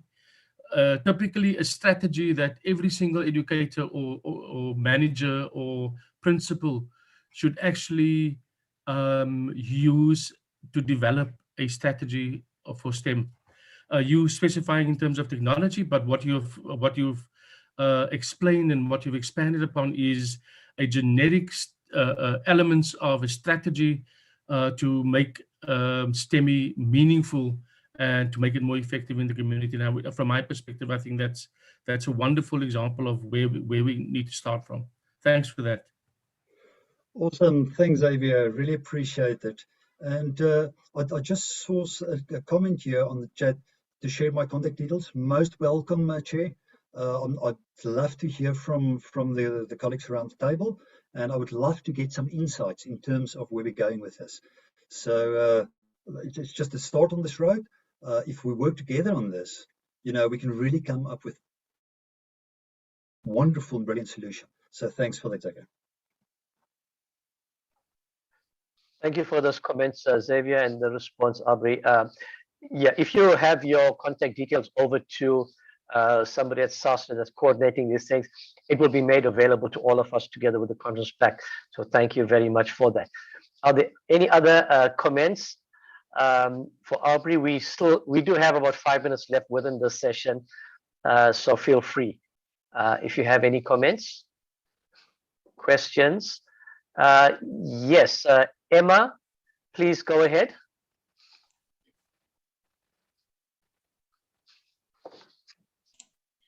Thank you very much, Aubrey, for that presentation. I found it quite insightful because I didn't know that UWC has a community outreach project like that. And I think this is sort of concur with what Dr. Tanya has been telling us earlier, because we understand they're collaborating with UK University of KwaZulu-Natal. So we'll definitely be taking advantage of those opportunities to collaborate with universities. But my question for you is, so where does one start? I mean, I know at UCT, there's a community co-op division that I've been liaising with last year, and they've been quite supportive in providing fourth-year computer science students to volunteer their services as coaches for our coding and robotics in schools. But with UWC, where would one start? Do you have a similar department like UCT? So the department that this runs for in MI is the Information Systems Department, headed by Prof. Sean Patter. So if you reach out to me, I'm more than willing to share with you the contact details and introduce you. Also, from a community outreach perspective, Dr. Jantjes is spearheading that. So once again, please reach out. I'm more than happy to connect you and make sure that we drive this much further. Thank you very much. So we'll look out for the contact details in that regard. Thank you. Perfect, thanks. Chair, Erna has got my contact details. So Erna, you're most welcome to share my contact details with the panel. Thank you. There's one last question from Kutadashwe Takawira. Yeah. Please go ahead with your question. Okay, yeah, I was just interested with the presentation. It's more of a comment rather, because I'm from Zoletemba High School here in Worcester, and recently this year we also started our own STEM club at the school, and our main idea was to start introducing coding and robotics for GET next year. And we've been running around all year long looking for partners who can actually help us. The most thing we wanted is the lesson plans, the material, and it was so inspiring. Our kids would go into this community for R1 donations. They would sell chicken, just to raise money for their own project. It was so inspiring, and we're still looking for people who can actually help us with resources and especially information and mentoring on how best can we do this project. Actually, I'm more than inspired, and if we could have contact details from you, I will be so much happy. Thanks, Kuda. definitely. Please reach out as soon as you've got the details. Please reach out. I'll put you in contact with both UWC as well as UCT, where I've got some contacts. But also from a community perspective, I am part of a community initiative called Fellows to Fire that's got education led. So please do. I'm happy to connect you and reach out. Thank you very much. Awesome. Thank you. Oh, thanks, Erna. I see Erna's just put up my email address. So please, colleagues, reach out, send me emails. I'll respond as soon as I can and make sure that we are connected with the right parties. Sure. Thank you very much. That's one of the outcomes of conferences like this, is when we can have our brains picked and stimulated, and like-minded people can actually benefit from the sterling work that you've done, and obviously take it to all parts of the country. So thank you very much. Well, colleagues, we do have a minute or two left. So you have one last opportunity. If you want to ask Aubrey or comment on anything, you're welcome. You have his contact details in the chat, and I'm sure many of you will be taking advantage of that. Okay, we do have sort of one last hand that's up. Diketsang Malakele, please go ahead and ask your question, and then we could wrap. Hi, I just have a comment. Thank you very much, Audrey, for the wonderful work that you're doing, and as to show us how we can integrate technology solutions into being able to implement some of the programs in our communities and our schools. Sometimes we find ourselves that we've got different understanding or knowledge from different types of technologies that is used or in place. But the way that you presented it, you put everything in place in terms of understanding from a software developer, from somebody with the networking understanding, the technologies, as well as from the lesson content as to how we can all collaborate. So I'm definitely looking forward to working with you in implementing in our communities as well. Thanks a lot. Awesome. Thank you, Diketsang. Looking forward to your email. Okay, thank you everyone for your attentiveness, and as well as applying your minds and really digesting what Aubrey had to share with us. It's good that it got us thinking, got all of us thinking and commenting, and I'm sure it will actually help us to get further along, especially using the IT integration and the challenges that we currently have, and how some of us can get over that, and it can map the way for the future. Aubrey, on behalf of the community of practice, thank you very much for making the time and doing the presentation, and really stimulating us to actually start thinking about a number of these things. Thank you very much. You're welcome to stay and observe the rest of the presentations, but we understand if you would have to leave. Once again, thank you for making this time. Thank you so much, and thanks everybody for listening and for your feedback. I would love to stay. Unfortunately, I've got a hard stop at 2 o'clock, where I've got a series of meetings that I have to attend. But thank you so much, and I'm waiting for everybody's outreach in terms of that. Thank you, and have a good day. And the next time we meet, we will be able to offer you cappuccino and scones, but under the circumstances, yeah, enjoy a hot beverage in cold and wet Cape Town. Will do. Thank you so much. Looking forward to that cappuccino and scones. Sure. Thanks very much. Okay, colleagues, we have a few more sessions, not too many, but some really exciting stuff ahead of us. And this is when we're really going to start applying our minds, challenging ourselves, so that we as a community of practice can walk away from this conference a lot more empowered, with a lot more direction, and I think at the end of it, a lot more opportunities to cement the networking. We had a session on partnerships, and partnerships can also exist between organizations and not just externally. So there's all these things to think about, and I'd like to hand over to Moloko Matlala to coordinate this session on recommendations and conference resolutions, and this will run till 2:30, and then we'll move over to the next session. Moloko, over to you. Yeah, thank you, Program Director Pathy Chetty. we had quite a long, engaging and encouraging, sessions the past 3 days. Yeah, of course, personally, I have been empowered, and I'm sure all of us have been empowered. We have been lifelong learners throughout, and I just learned, in some literature that lifelong learning is one of those soft skills. I never thought it is regarded as a soft skill, but I happen to know. And thank you very much to you, Pathy Chetty, and the session chairs and our scribes, Tandeka Mthanga, Chris McCartney, Tsepo Mujake, Patrick Rasehwete, Armstrong Masakeni, and Leiden Manas. We want to thank you very much for the wonderful job that you have done. I think you have made my life and Bess and Lesh much easier in terms of the way you have captured your notes and the way you have presented. Congratulations to the way you have done it. And thanks to the previous, just our recent speaker, Ebru Hoffman, we thank you very much for availing your time to come and give us that keynote address. And we have learned a lot, starting from our keynote speaker, Professor Feni and our minister, and so on. And we are hoping and of the opinion that as you were engaging, you seriously looked at issues of transformation and inclusivity. In my notes, I saw them, a lot of them, coming up.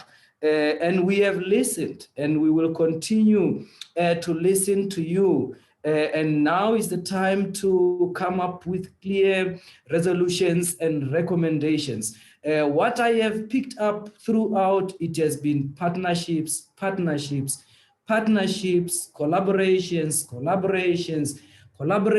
throughout.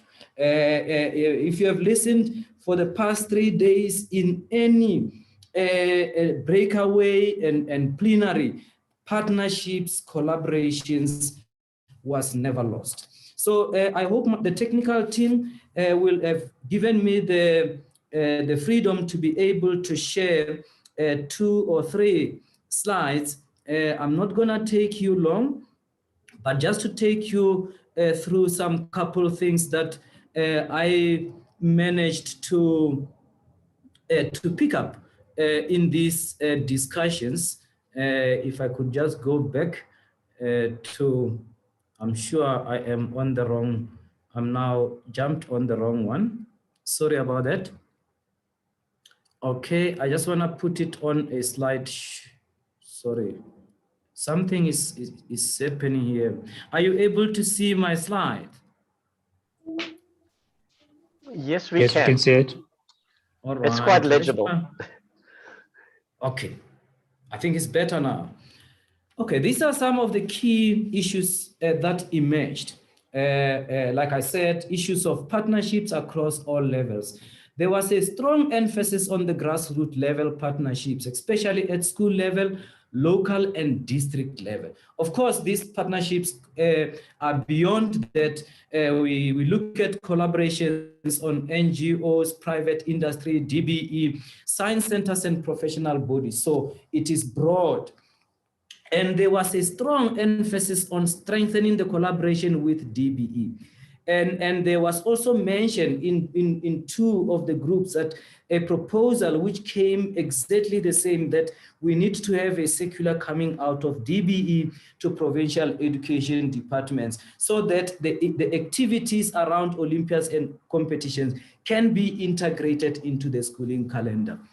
And there was also a strong emphasis on the visibility, advocacy, sharing of information in all the levels, especially at grassroots level. That means at school, district level, and somewhere even in mentioning that we need to include the local municipalities around those areas of schools. And these came out very strongly. These 4 bullets came right through across all the 3 groups that we had. No learner should be left behind. This is talking more about the issue of inclusivity. and specifically not focusing on learners who are performing high, because there's a tendency of schools or senior management at schools to rather recommend that only learners who perform better should participate in the Olympiads, and the voice says no. And then there was also an issue about ensuring that we use a local language, or we can try to translate some of these Olympiads and competitions to the local languages. And there was also mention of a Braille and also issues of using of sign language to be more inclusive. And this also came out very strong, that emphasis should start at an early stage. There was proposals from either grade 3, some were saying from grade 4, that's where we need to start engaging. Contributions of Olympiads and competitions. This, I was so intrigued when I started realizing this coming up, and how much impact just confidence can bring to the learners and teachers as people were engaging. What impact once a learner or a teacher gains confidence just by participating in Olympiads and contribution. Contribution of Olympiads and competition to soft skills, and there were specific soft skills that were mentioned: communication skills, investigation or research skills, confidence, and social skills. Contribution of Olympiad and competitions to exposure, for exposure into different career options. Remember, I'm just summarizing, but there were discussions around these things to say what type, how it widens the career options. Because as you are doing math and science as a learner, you just know that there's engineering, there's I can become a doctor, or I can become a dentist, and your knowledge is very limited. But as you engage in this Olympiad, it gets broadened. Development of skills for educators and implementers of Olympiad, especially the digital skills, as it was mentioned in one of the groups.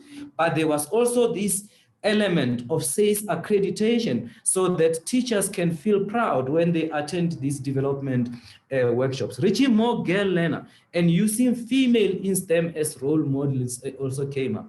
The role of science centers, especially at local levels, it seems like we are not utilizing our science centers effectively. So we need to come up with a strategy how these science centers can be used effectively. We are not using our media effectively. That came out also in one of the groups. I think it was group 3. Now, these are some of the challenges that we raised, which we need to look at as we formulate our recommendations and way forward. The buy-in of senior management staff. I think this is a problem of the spelling there. And teachers at school.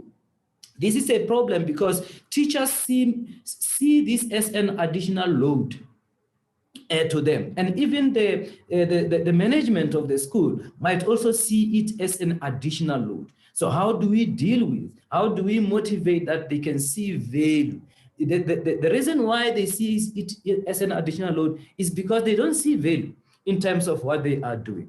Time for learners and teachers also came up as a challenge, that learners can't find time, teachers can't find time, but some of us can argue very strongly that learners have got plenty of time, because come 3:30, they are gone, and some of them get engaged with unofficial activities or unrequired activities by the communities for that matter. Participation fee came as one of the challenges, to say learners are poor, they don't have participation fee. Lack of resources, the digital skills that I mentioned, the issue of sustainability. How can we make schools to own these initiatives? Now, in my closing, I just want to talk about a little bit of these soft skills, because I believe they are also very important. There were this mention of these 3 soft skills, 4 soft skills: communication, investigation, research skills, confidence, and social. Now, I want to challenge ourselves to say, if you look at most of these soft skills for the future of work, are the Olympiads and competitions not contributing to this? So as I list them all, you need to ask yourself, are we contributing or not contributing?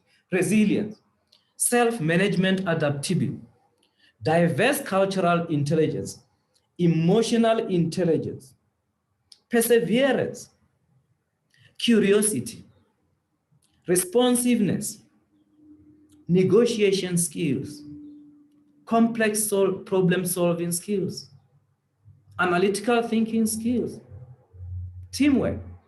And when I look at this, all these skills, the Olympiads and competitions are best situated to develop this. Or let me not say Olympiads and competitions, let me rather say extracurricular activities. Some, if not most of these skills are not easily achievable in a normal day-to-day running in a classroom situation. With that, I would like to thank you. And I want to ask if my colleague Bess and Lesh would like to add one or two things before we engage into trying to sharpen. Some of the recommendations and resolutions seems to be coming through, but I think there might be three, if we can have here 3 or 4 clear resolutions to say these are the top priority and we can't afford not to work on them. When we engage in the next conference, we need some form of a results to say, how did it go between now and the next conference? Bessen, if you have got anything to add, I think from my side, I will stop there. Thank you, Chairperson.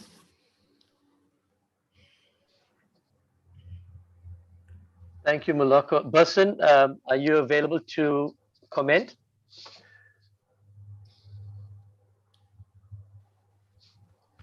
Percy, can I speak? Please, yep, go ahead. Thanks. Thanks, Moloko, for that summary. I just want to maybe mention, and it came right there at the beginning of day 1 when Isaac presented. And I think it's like a commitment that the DSI should and will have to work on a transformation charter. And I think the list there would be the details, but we have indicated that, and I think that is a clear thing that came from us in any case. So many of these matters will fit under building and working on a transformation charter for the work of the Olympiads and competitions.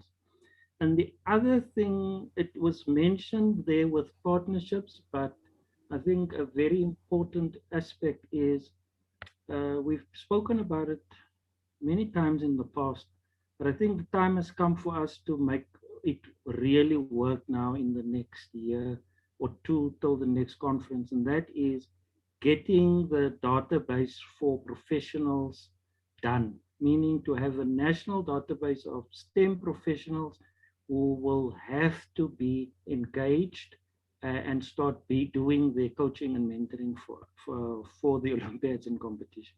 So those are the 2 major things that I just wanted to add to it. The other matters I think have been beautifully captured by Moloko. We'll probably put in a few more target dates on some of these things because we didn't really, the 2 of us and the team haven't really had much time now to work on it, but we should have a more comprehensive, let's say resolutions soon.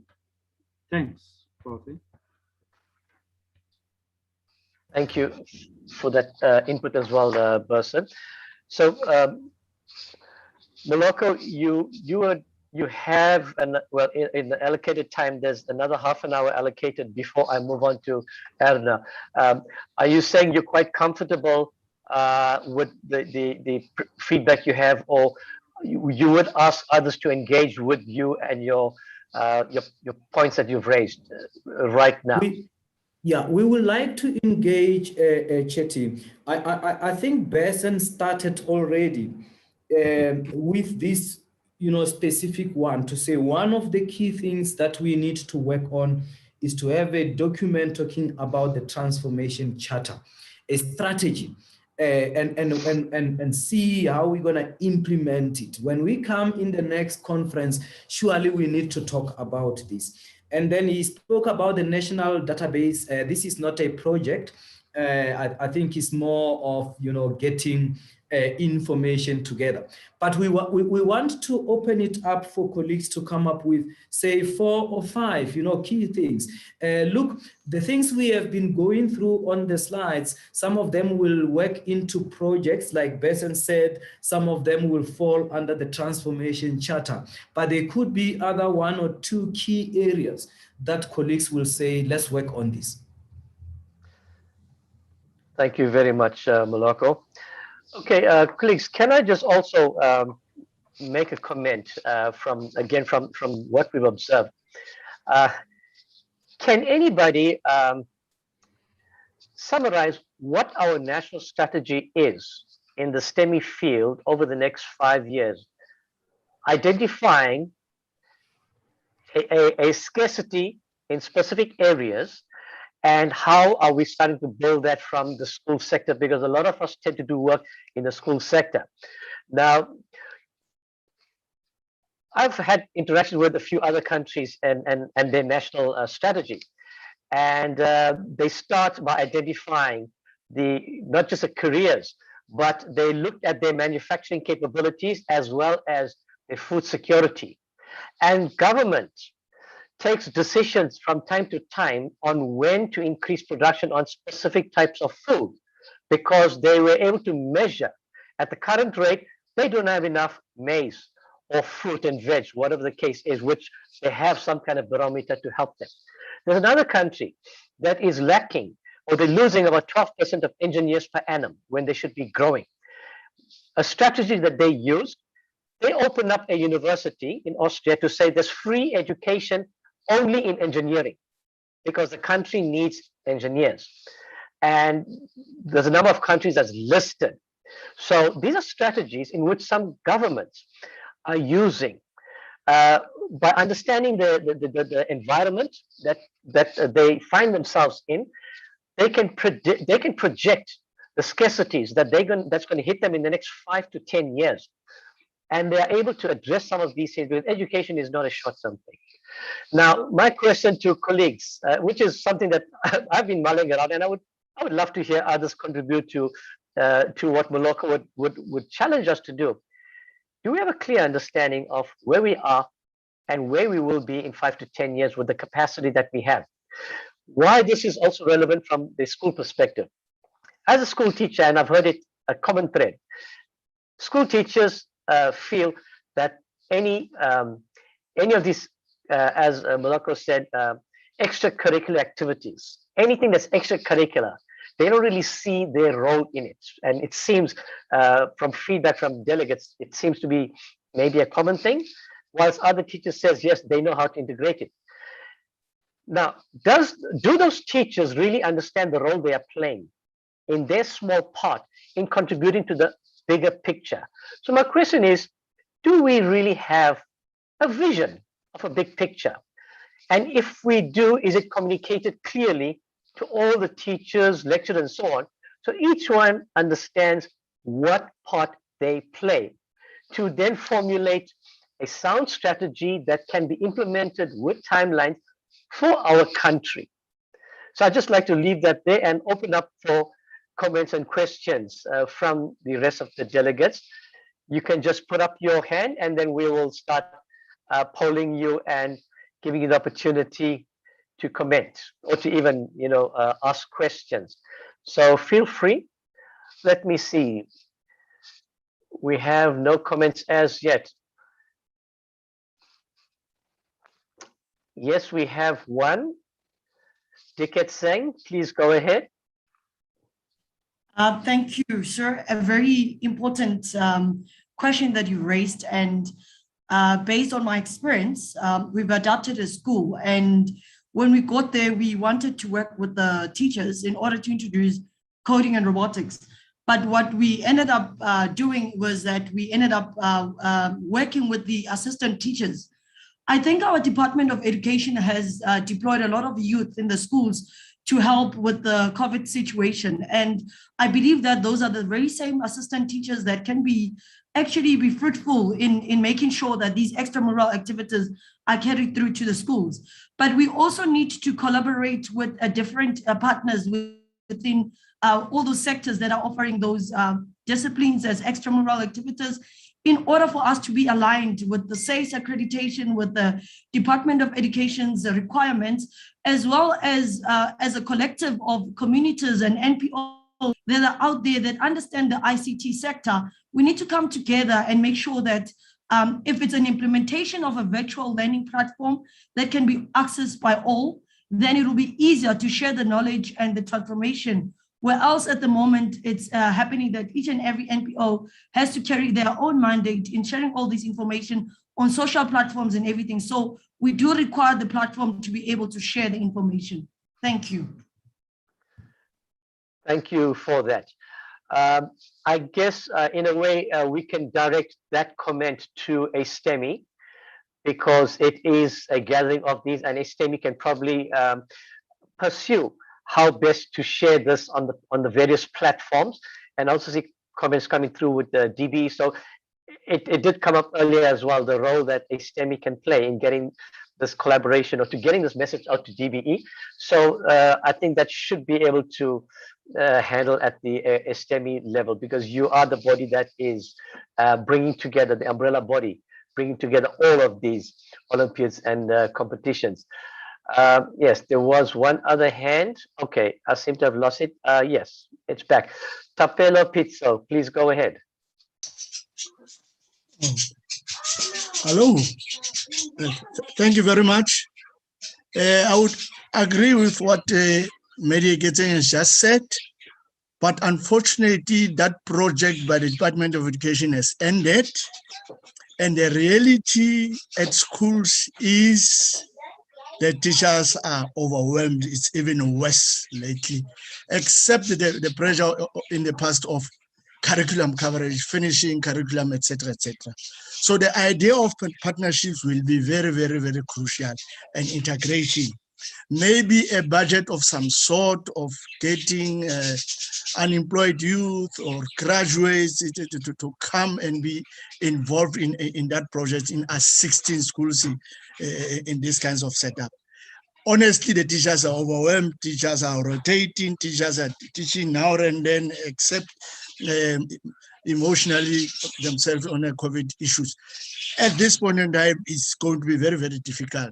But maybe as a way forward, trying and get a budget of some sort, like I mentioned, engaging the youth in this kind of thing and some sort of integration. Like I said, that project of assistant teachers has ended in schools. And it's going to be more pressure now because of COVID. More learners were admitted than the schools can take for. For example, all the primary schools will be opening very, very, when we go back to school now. So it's quite a mammoth task in terms of teachers at schools and the learners and coping, etc. But integration and partnership will go a long way. Thank you, Tapelo. I have 3 hands, and you could go in that order. I have Christine, then Tato, and then Joseph. Christine, go ahead. I'm Christine Winnendal. I'm from Johannesburg. I hope you can hear me. Yes. Previously, I've been in Bloemfontein, and I've been, for quite a few years now, I've been really active in the mathematical Olympiad group. So it's not all STEMI, but now specifically for mathematics. And in the Free State, we actually have the Nautilus program, where every term, all the schools are invited, all learners from grade 4 upwards, to come one Saturday to Bloemfontein and then participate in a day of, first of all, Olympiad training, and then secondly, writing an Olympiad. And this is also part of how to choose the interprovincial Olympiad teams then for mathematics. So that's something that we did there. And then also in the end, we take part, or there's teams chosen not from there necessarily only, but also from other Olympiads to take part in the international mathematics competition. So I'm also one of the trainers for that competition. Since I've moved to Johannesburg, I'm now a trainer for the junior team here in Gauteng. And this takes time, it takes effort, and it takes money. So the thing is that the parents also need to be invested in it. And then we now train nationally at this stage. So there's teams that is going to take part next week in the International Mathematics Olympiad. And we still made plans to still be able to continue with this, although it's COVID, although we can't meet necessarily in person. So if there's people that actually want to do something, you will make a plan. And as soon as you have a few that works together, then definitely, as you said, a community forms, and then from there you definitely can make a plan to actually get things done. Thank you for that input, Christine Odendaal, on the mathematics and the Nautilus program. Well noted. We have a hand from Tata Mogale. Please go ahead.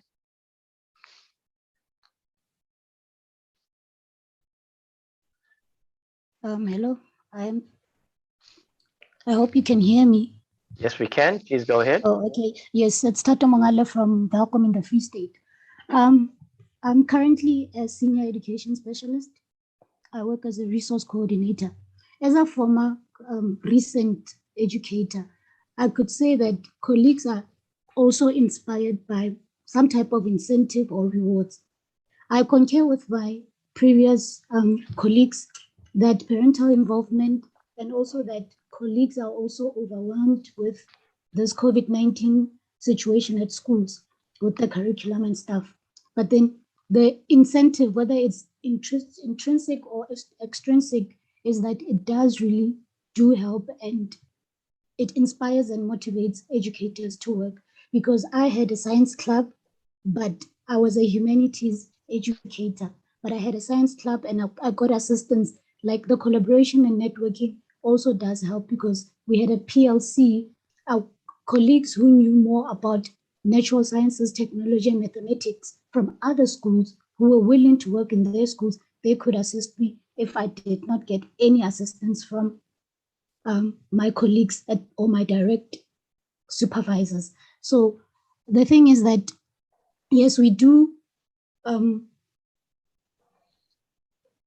log in our points with the CPTD, which says, but then we don't get to see the value of the rewards. So I'm saying, if the rewards, just even a pat on the back or some type of recognition or acknowledgement, but what happens on the ground is that colleagues, it's that the willing horse will carry the load. Thank you so much. Sure, thank you. Quite often education seems like a thankless profession, and I hear what you're saying. Sometimes you don't get that recognition. It's just a pat on the back to say thank you, well done, that keeps you going. Okay, we have Joseph. Joseph, please go ahead. Good morning, colleagues. I hope you can hear me. Thank you very much. Yep. My point is the following. I'm an educator from a school in Welkom in the Free State. I would like to raise 2 points, if not 3. Of 2 of them were raised by some of my colleagues. The issue, it is the overwhelming when coming to the curriculum that needs to be delivered. And as much as there's some colleagues are more willing to discuss and participate in these co-curricular activities, but they are unable to do so because of the amount of work that they have to do to cover the curriculum. So they need some assistance that need to be addressed. So the second point that I want to clarify here, I would suggest or submit the following, especially to include and transform other schools who of which are not participating in this co-curriculum.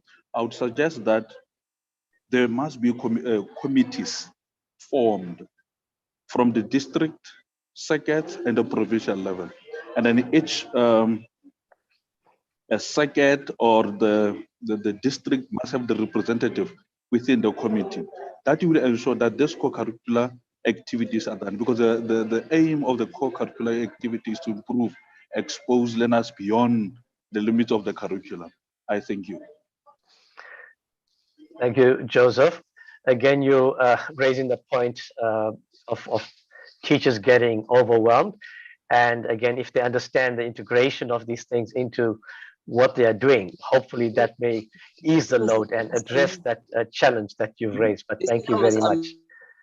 Okay, to Metsa, you can go ahead. Oh, thank you very much, Mr. Chetty. You know, I've been listening to colleagues. My name is Kitumezi. I'm from Practice Educational Services. I want to concur with what most of the things that have been said, like Mr. Matlala have said. It has been partnership, and collaborations all the way. And I agree with colleagues that, you know, because now is the third person now from the latter speaker that we're talking about teachers being overwhelmed by the curriculum itself because there are backlogs. So we are saying that maybe the partnership we are talking about as well is roping people like us who are private, who are dealing particularly specifically with these issues, so that they can be, because I heard when Mr. Matala was talking, he talked about that the request to say the information must disseminate from the DBE. The DBE must be the one, in fact, actively involving the teachers, giving them information. So we are saying, because the colleagues are overwhelmed, that one we know, obviously, no more so because of the COVID. So we are saying we are there, we can do that, and we can be able to take the colleagues along. And then associations like SASTE, which is South African Association for Science and Education Teachers, is one of the platforms that we are intending to use, because really for something to be done, it needs to be done well. And we know that, because some of us have been in the department, we know that some of the co-curricular activities, not as if teachers are not willing to, but they are overwhelmed, and truly they are. So if we gather together and with ideas how to come together and partner and do these things together and assist the colleagues, we need people who can coordinate and assist in coordination of the projects, so that the teachers can be able to concentrate on their core duties, which is in the classroom, like the previous speaker have said. So that is what I wanted to add. Thank you so much. Thank you very much. Your comments have been noted. Thanks for that. We have a hand by Emma. Please go ahead, Emma. Thank you very much. Yeah, so my question, I'm not sure if this is for Ndade Matlala, but it has more to do with some notes that he made regarding the word color. I mean, some recommendations that came from the floor, which most of them were obviously about collaboration. So my question is, as external stakeholders, what could we expect as next steps as far as the collaboration with the DBE is concerned? Would there be some kind of communication by email or something published that we can be aware of and take action? That's question number one. Number two is the National Department of Education. Are they cascading the ownership of the implementation of robotics and coding to school level management? Or and also, are they compelled? Are the schools compelled to implement or seek this partnership? Is it something that's optional? Why I'm asking this is because we've been trying to engage schools. We're in the Western Cape to try and offer the skills of robotics and coding at schools, literally almost for free. And we were told that, look, our focus is not on robotics and coding. We are now focusing on getting our kids come off, I think, Google Chrome or something like that, because that's not a skill that the learners will be able to use when they exit primary school and even high school to university. Everybody else uses MS Office, and that's what my focus as the head of IT for the school would be for the year, to focus on Microsoft Office applications. So is robotics and coding something that's optional, or is it mandatory? And are the schools expected to take ownership, in which case they would seek collaborations with local organizations or not? And the last one is with DSI. Do you support grassroots level organizations, or do you deal at national level with bigger organizations? And if so, how do we become part of that ecosystem as small NPOs? Thank you, Emma. There's quite a bit there. I think there's two people that may be in a better position to answer that. I do have some opinion on that, but I'd rather refer that to Moloko. Can you please address the first one regarding contacting these external partners and so on? And you can feel free, because you were also involved in that workshop with robotics with DBE. So I'm sure you would also be in a position to comment on the robotics and the schools. Thank you. Yes, thanks, Chetty. All right, let me start with the one for the collaborations with DBE. Currently, as DSI working with SASTA, there are existing collaborations. There are signed, documents of collaborations between DSI and all the province. I know that they are still working on 2 provinces that have not yet got to that stage, but 7 of the provinces have already signed those agreements, and we are engaging with provincial education departments. So those structures are there and those collaborations are existing. The issue of the grassroots organizations, if you had, maybe you might have not got the opportunity to listen to Besson when he presented the framework and develop the STEMI development and support framework yesterday. There was also a mention of how we accommodate a grassroots initiative so that they become part of the bigger picture. I wouldn't have loved to respond about the issue of coding and robotics on behalf of some of the officials of the Department of Education sitting here. I'm sure there might be those that might want to respond to it better, but as far as I know, it is part of the curriculum.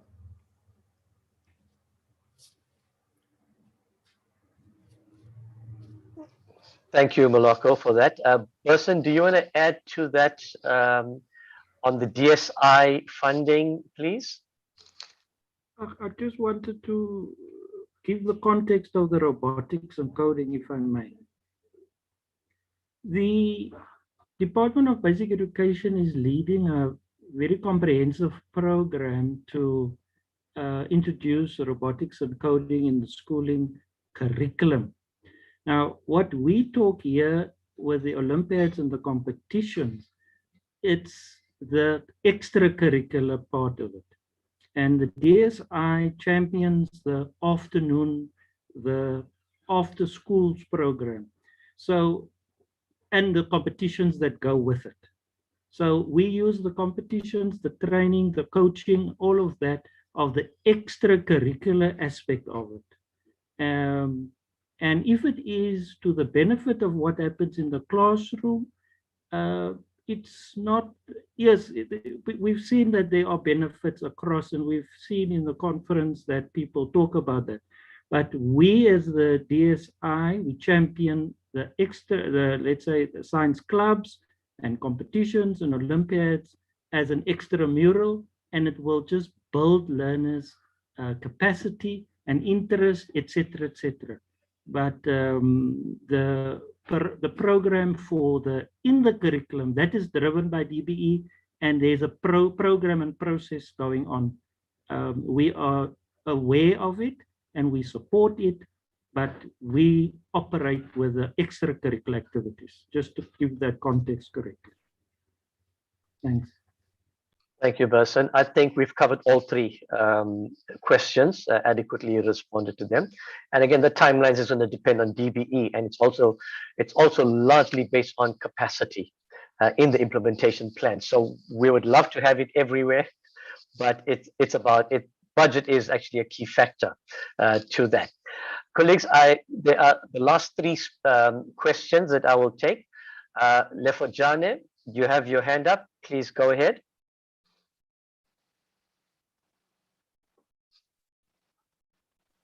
Good afternoon, everybody. Can you hear me? Yes, we can. Thank you. Good afternoon. Just a bit of a comment, maybe a remark, that in as much as we are trying to reach as many people or young scientists and mathematicians are concerned, my concern is really with the rural, which is where I am based.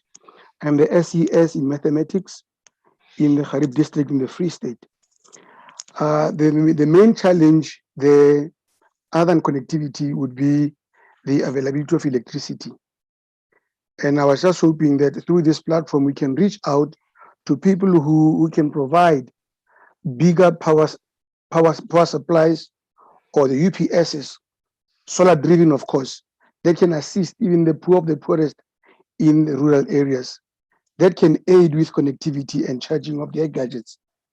In the same breath, maybe have people or representatives from the DB itself who are involved with curriculum planning, such that they get to see how important it is to include in the planning and the ATPs for robotics, amongst others, and integrated with even with the TVTs, your TVET colleges, because this can help even with getting unbiased assessment that can be done independently by private organizations who are well vested in these ventures.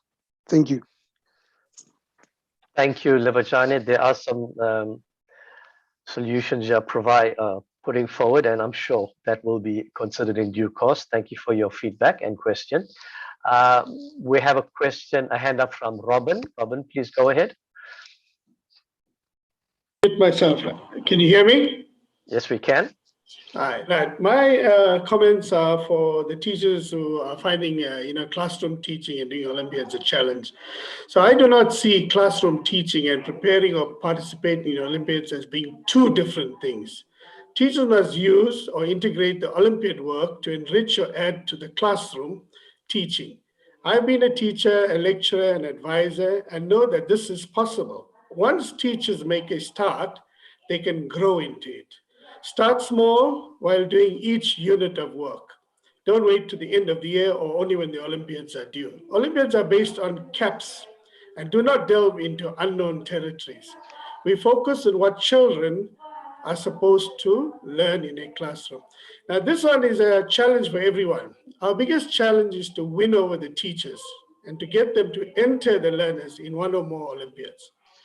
This can be achieved if DBE and its subject advisors also place greater value on schools participating at higher level. Greater participation in Olympiads will increase performance in the classroom and result in many, many more careers in science. So these are our challenges, and I'm hoping that we can actually start, winning teachers over, winning the department over, and I think those are our challenges, as well as our teachers. Teachers are who we depend on. We want our teachers to work with us on this, and we offer our help also. Thank you. Thank you very much, Robin. And I see you've also shared your information. So those teachers that require assistance from Robin's organization, please feel free. Contact details are on the chat. Thanks for that. We're going to take our last question from Mulanga before we move to the next session. Mulanga, please go ahead.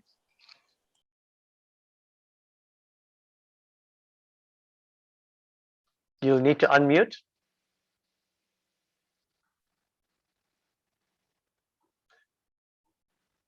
Hi, Mulanga. You can ask your question now. Please unmute yourself.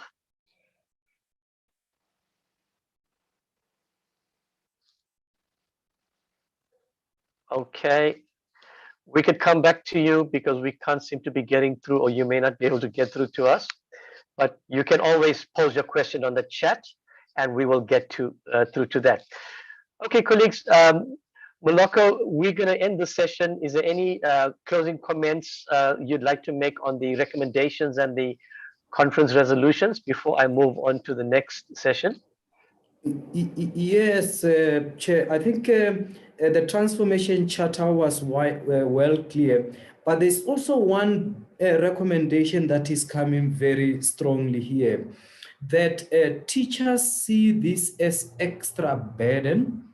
And how do we ensure that we come up with a strategy that learners still participate?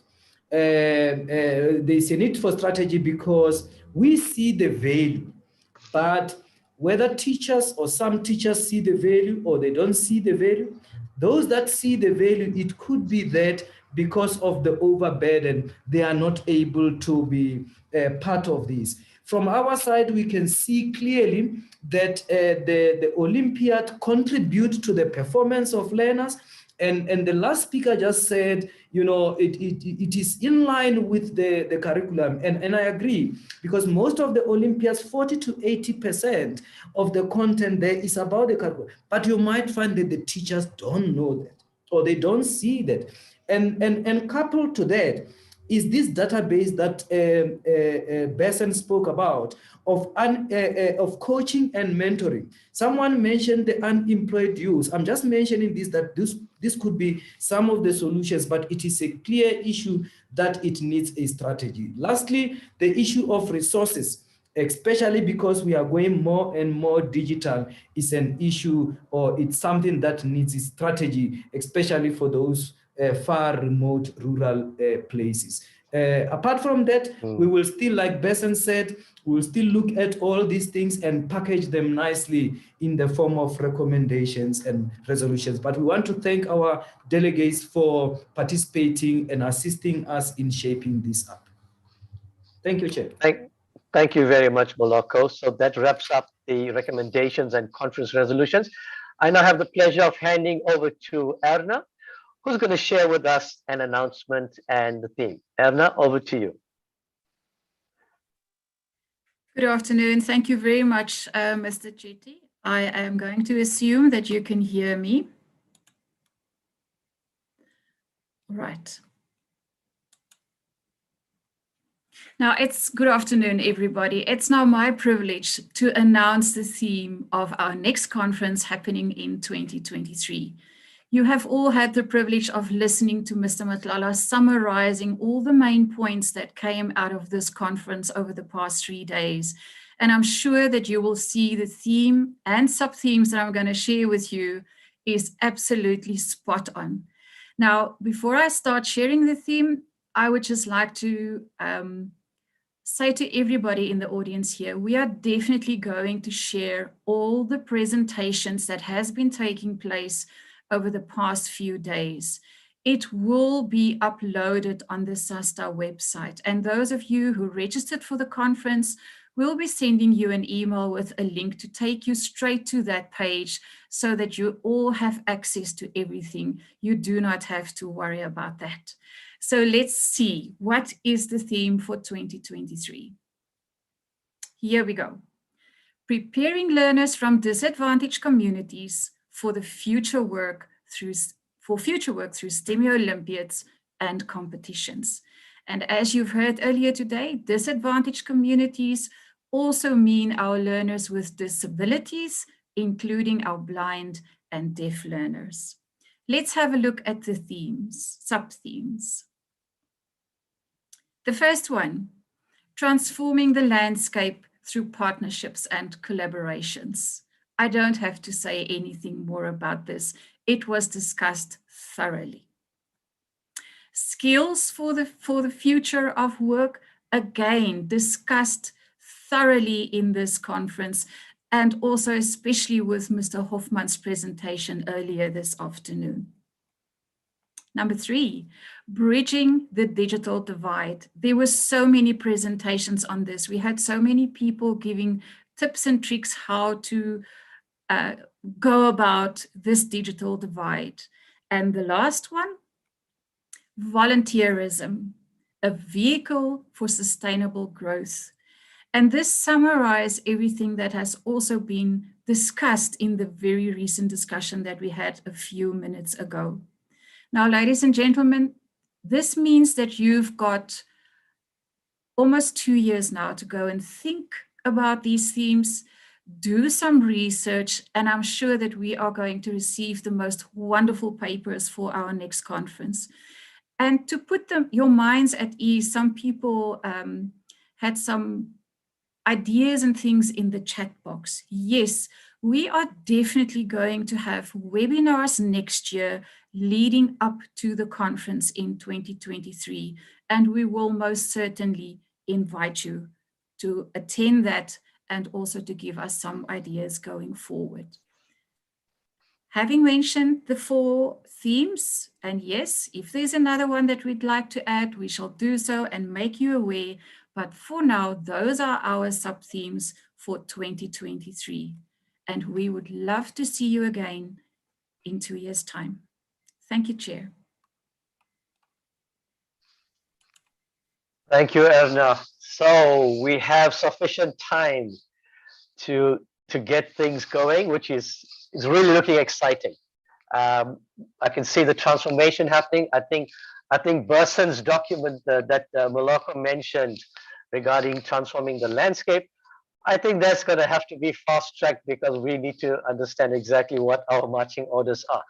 And we've got to think as a country. What's the big picture? How can we help to shape our country? So thank you for that, Erna. It looks really exciting. I now have the pleasure in inviting our last speaker for today. Bear in mind, there's still a session for the science and technology teachers that Moloko will be hosting when we officially close the conference.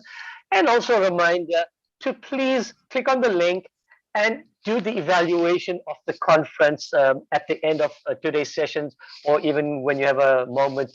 It's going to be open till the end of the day.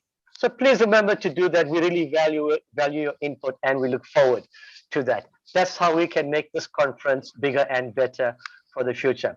I now have a pleasure in handing over to Krishni Naidu, who will be doing the vote of thanks. Over to you, Krishni. Thank you so much, Pathi. Greetings to all from a very chilly East Rand in the Gauteng. We were so pleased when our temperatures went from 1 degree Celsius at 8 a.m. this morning to 9 degrees now. So I'm going to share a slide. And while I do that, I'm going to say this is an important part of the program because this is where we thank everyone for all their contributions, organizations and individuals who've made, and I'm sure you'd agree with me, this first ever virtual STEM conference of community of practice a resounding success. So I want to also state upfront that if I leave out any organizations or individuals, it is in no way intentional, and I do apologize for that in advance. My slide won't play from the beginning, but I hope you can all see that, if you can confirm.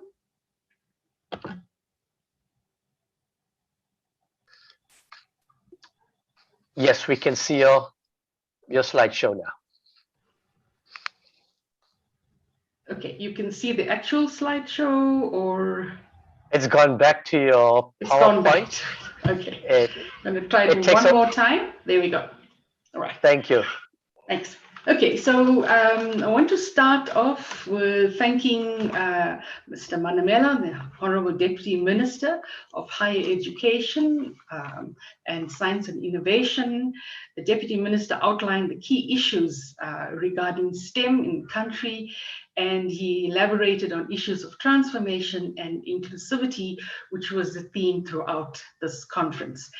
He also stressed the need, for us to prioritize transformation and inclusivity, so that was really appreciated. And he also shared his own experiences of participating in a Maths Olympiad. I am reading this in no particular order, by the way.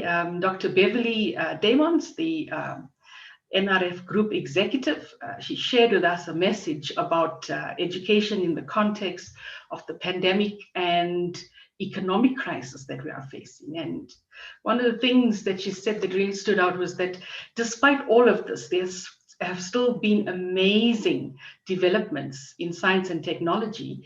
And of course, this conference goes right up there in that list. Our keynote speaker, Dr. Christoph Fenivesi, thank you very much, who joined us from Finland. Your talk was very inspiring and informative, and you gave us a lot to think about, our own basic education. You gave us a snippet of the Finnish approach to activity-based learning through fun and play, as well as the role of STEAM in a COVID and post-COVID era. To our second keynote speaker, Mr. A. Hoffman, thank you very much for that incredible, thought-provoking presentation. It was a lot to take in, so I'm so glad we'll be seeing your presentation. And you challenged us, to do some introspection, and especially now around the COVID pandemic and how this can change our education and ourselves. So thank you for sharing your various perspectives informed by your own experience in the various spheres. And one thing that really stuck out was, apart from the importance of blended learning, of course, is that technology does not drive innovation. So that's a very important point for us to consider. Thank you so much. Higher education institutes, all representatives from there, either as presenters or attendees, thank you very much for your contribution. Our editor, Dr. John Butler Adam, and his editing and review panel, thank you very much. I know you've been inundated with so many excellent papers, and you had the difficult task to select and edit these. But of course, your job is far from over. You still will be putting together the conference proceedings, so all the best with that. Representatives and colleagues from science councils, professional bodies, science centers, thank you for your attendance and your meaningful contributions. Directors, officials from various government departments, especially the Department of Education. It was great to see our MST coordinators from the different provinces, our subject advisors, and thank you for sharing your expertise and some of your challenges. And of course, thank you very much to all the teachers for participating, for attending and participating. That was really awesome. And thank you for relating all your challenges. I mean, who better to articulate this than the teachers themselves? The directors and staff of several NGOs and NPOs that attended this conference, thank you. And thank you for your commitment to taking STEM education forward in the country. Directors and staff of the various NRF business units, thank you for your assistance. STEMI member organizations, thank you for your participation and commitment to taking Olympiads and competitions forward, and for committing to transformation and inclusivity. And the presenters, we saw your hard work, we saw all the effort you put in into your presentations, which the participants thoroughly enjoyed and appreciated. You can tell from the chats, their comments like, wow, brilliant, amazing, well done, excellent presentation, and thank you for sharing. So I would like to say thank you for sharing your research, thank you for sharing your experiences, the tools you use, the little tricks that you use, and for sharing the many possibilities of how we can go forward. So, there are many possibilities for both virtual and physical STEM initiatives, and you've touched on them. Thank you very much for that. And to the presenters that did all the demonstrations and workshops, you all did an amazing, fantastic job. It was a resounding success. Thank you very much. And thank you to the program directors, the session chairs for managing the sessions so efficiently and so professionally, and the scribes who could not sleep until their notes were uploaded. Thank you to Mr. Isaac Ramova and Mr. Berson Lesh and colleagues from the Department of Science and Innovation. We are now clear about where we are, where we're going, and how we are going to do this in terms of STEM education in the country. And of course, with the focus on transformation and inclusivity. And of course, now we also have the STEM support and development framework adopted. So we have more direction. Thank you very much. To the conference planning committee, I had the privilege of working with this committee, and I can attest to all the hard work, the long hours, the frustrations, the tons of communication between people. But it was teamwork. It was led by Mr. Moloko Matlala. And a special thanks to the tech team and the media team for working at the back end behind the scenes, who made this conference happen. So thank you to the conference planning committee. Thank you, Erna, for sharing the theme for the next conference. And I think that we now have adequate time to prepare and shoulders to the grindstone, because there's lots to be done. NRF SASTA, led by Dr. Jabu Nukeri, thank you for all your support for the planning and execution of this first ever virtual STEM Community of Practice Conference, and to all other departments at NRF SASTA, the finance department, the various PAs, the media, the tech teams, all of you came together and played your part. So thank you very much. And I would also like to thank you, the participants, the delegates, for your lively participation, for your constructive contributions, for your encouraging words, for sharing, for your challenges and sharing what works for you. Now, you are the ones that made this conference possible. Thank you very much. And last of all, I'd like to thank you all on behalf of all the learners in our country for putting them at the top of your agenda. So I'd like to leave it there, Pathy. Thank you very much. I'll stop sharing now. Was that your complete list? I have a list B I can put up. Okay, now that we know you're part of the planning committee, that explains why you're AWOL from your day job from the beginning of the year. So, but anyway, congratulations, well done to all of you. So colleagues, participants, attendees, presenters, thank you again. It was really exciting to hear the passion that you guys present, the engagement.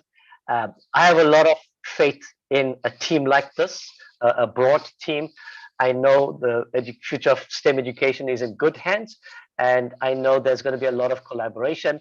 As speakers are presenting or even comments being made, people are already reaching out to say, right, give me your details, I want to help. That's exactly what this is about. It's really fantastic. The passion in this room, the energy is fantastic. And I just heard that we may have load shedding due to the cold weather, but these things are just out of our hands. Candles, paraffin lamps, let's get back to basics for things like that, especially now that it's like 10 degrees in Gauteng. I'm not sure what it's like in other parts of the country, but we're probably expecting snow to fall very, very soon. A lot of exciting times ahead of us. But before we conclude, this is now the final session for the official conference. I'd just like to remind all the teachers, there's a special session for you. Mr. Moloko Matlala will be running that session with you, and that's going to start at 3 o'clock sharp. So from now till 3 o'clock, you have a whole 10 minutes to have a break, refresh, make the trip to the kitchen and get your cup of 3 o'clock coffee and get ready for the next session.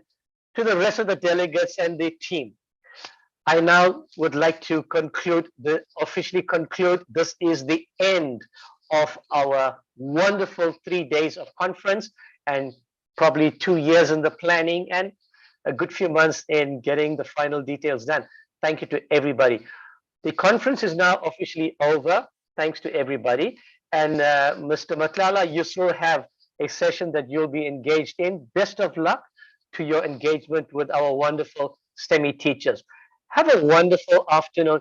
Stay safe, stay warm, And I'd love to see you all healthy and happy as soon as we're out of this lockdown. Bye-bye.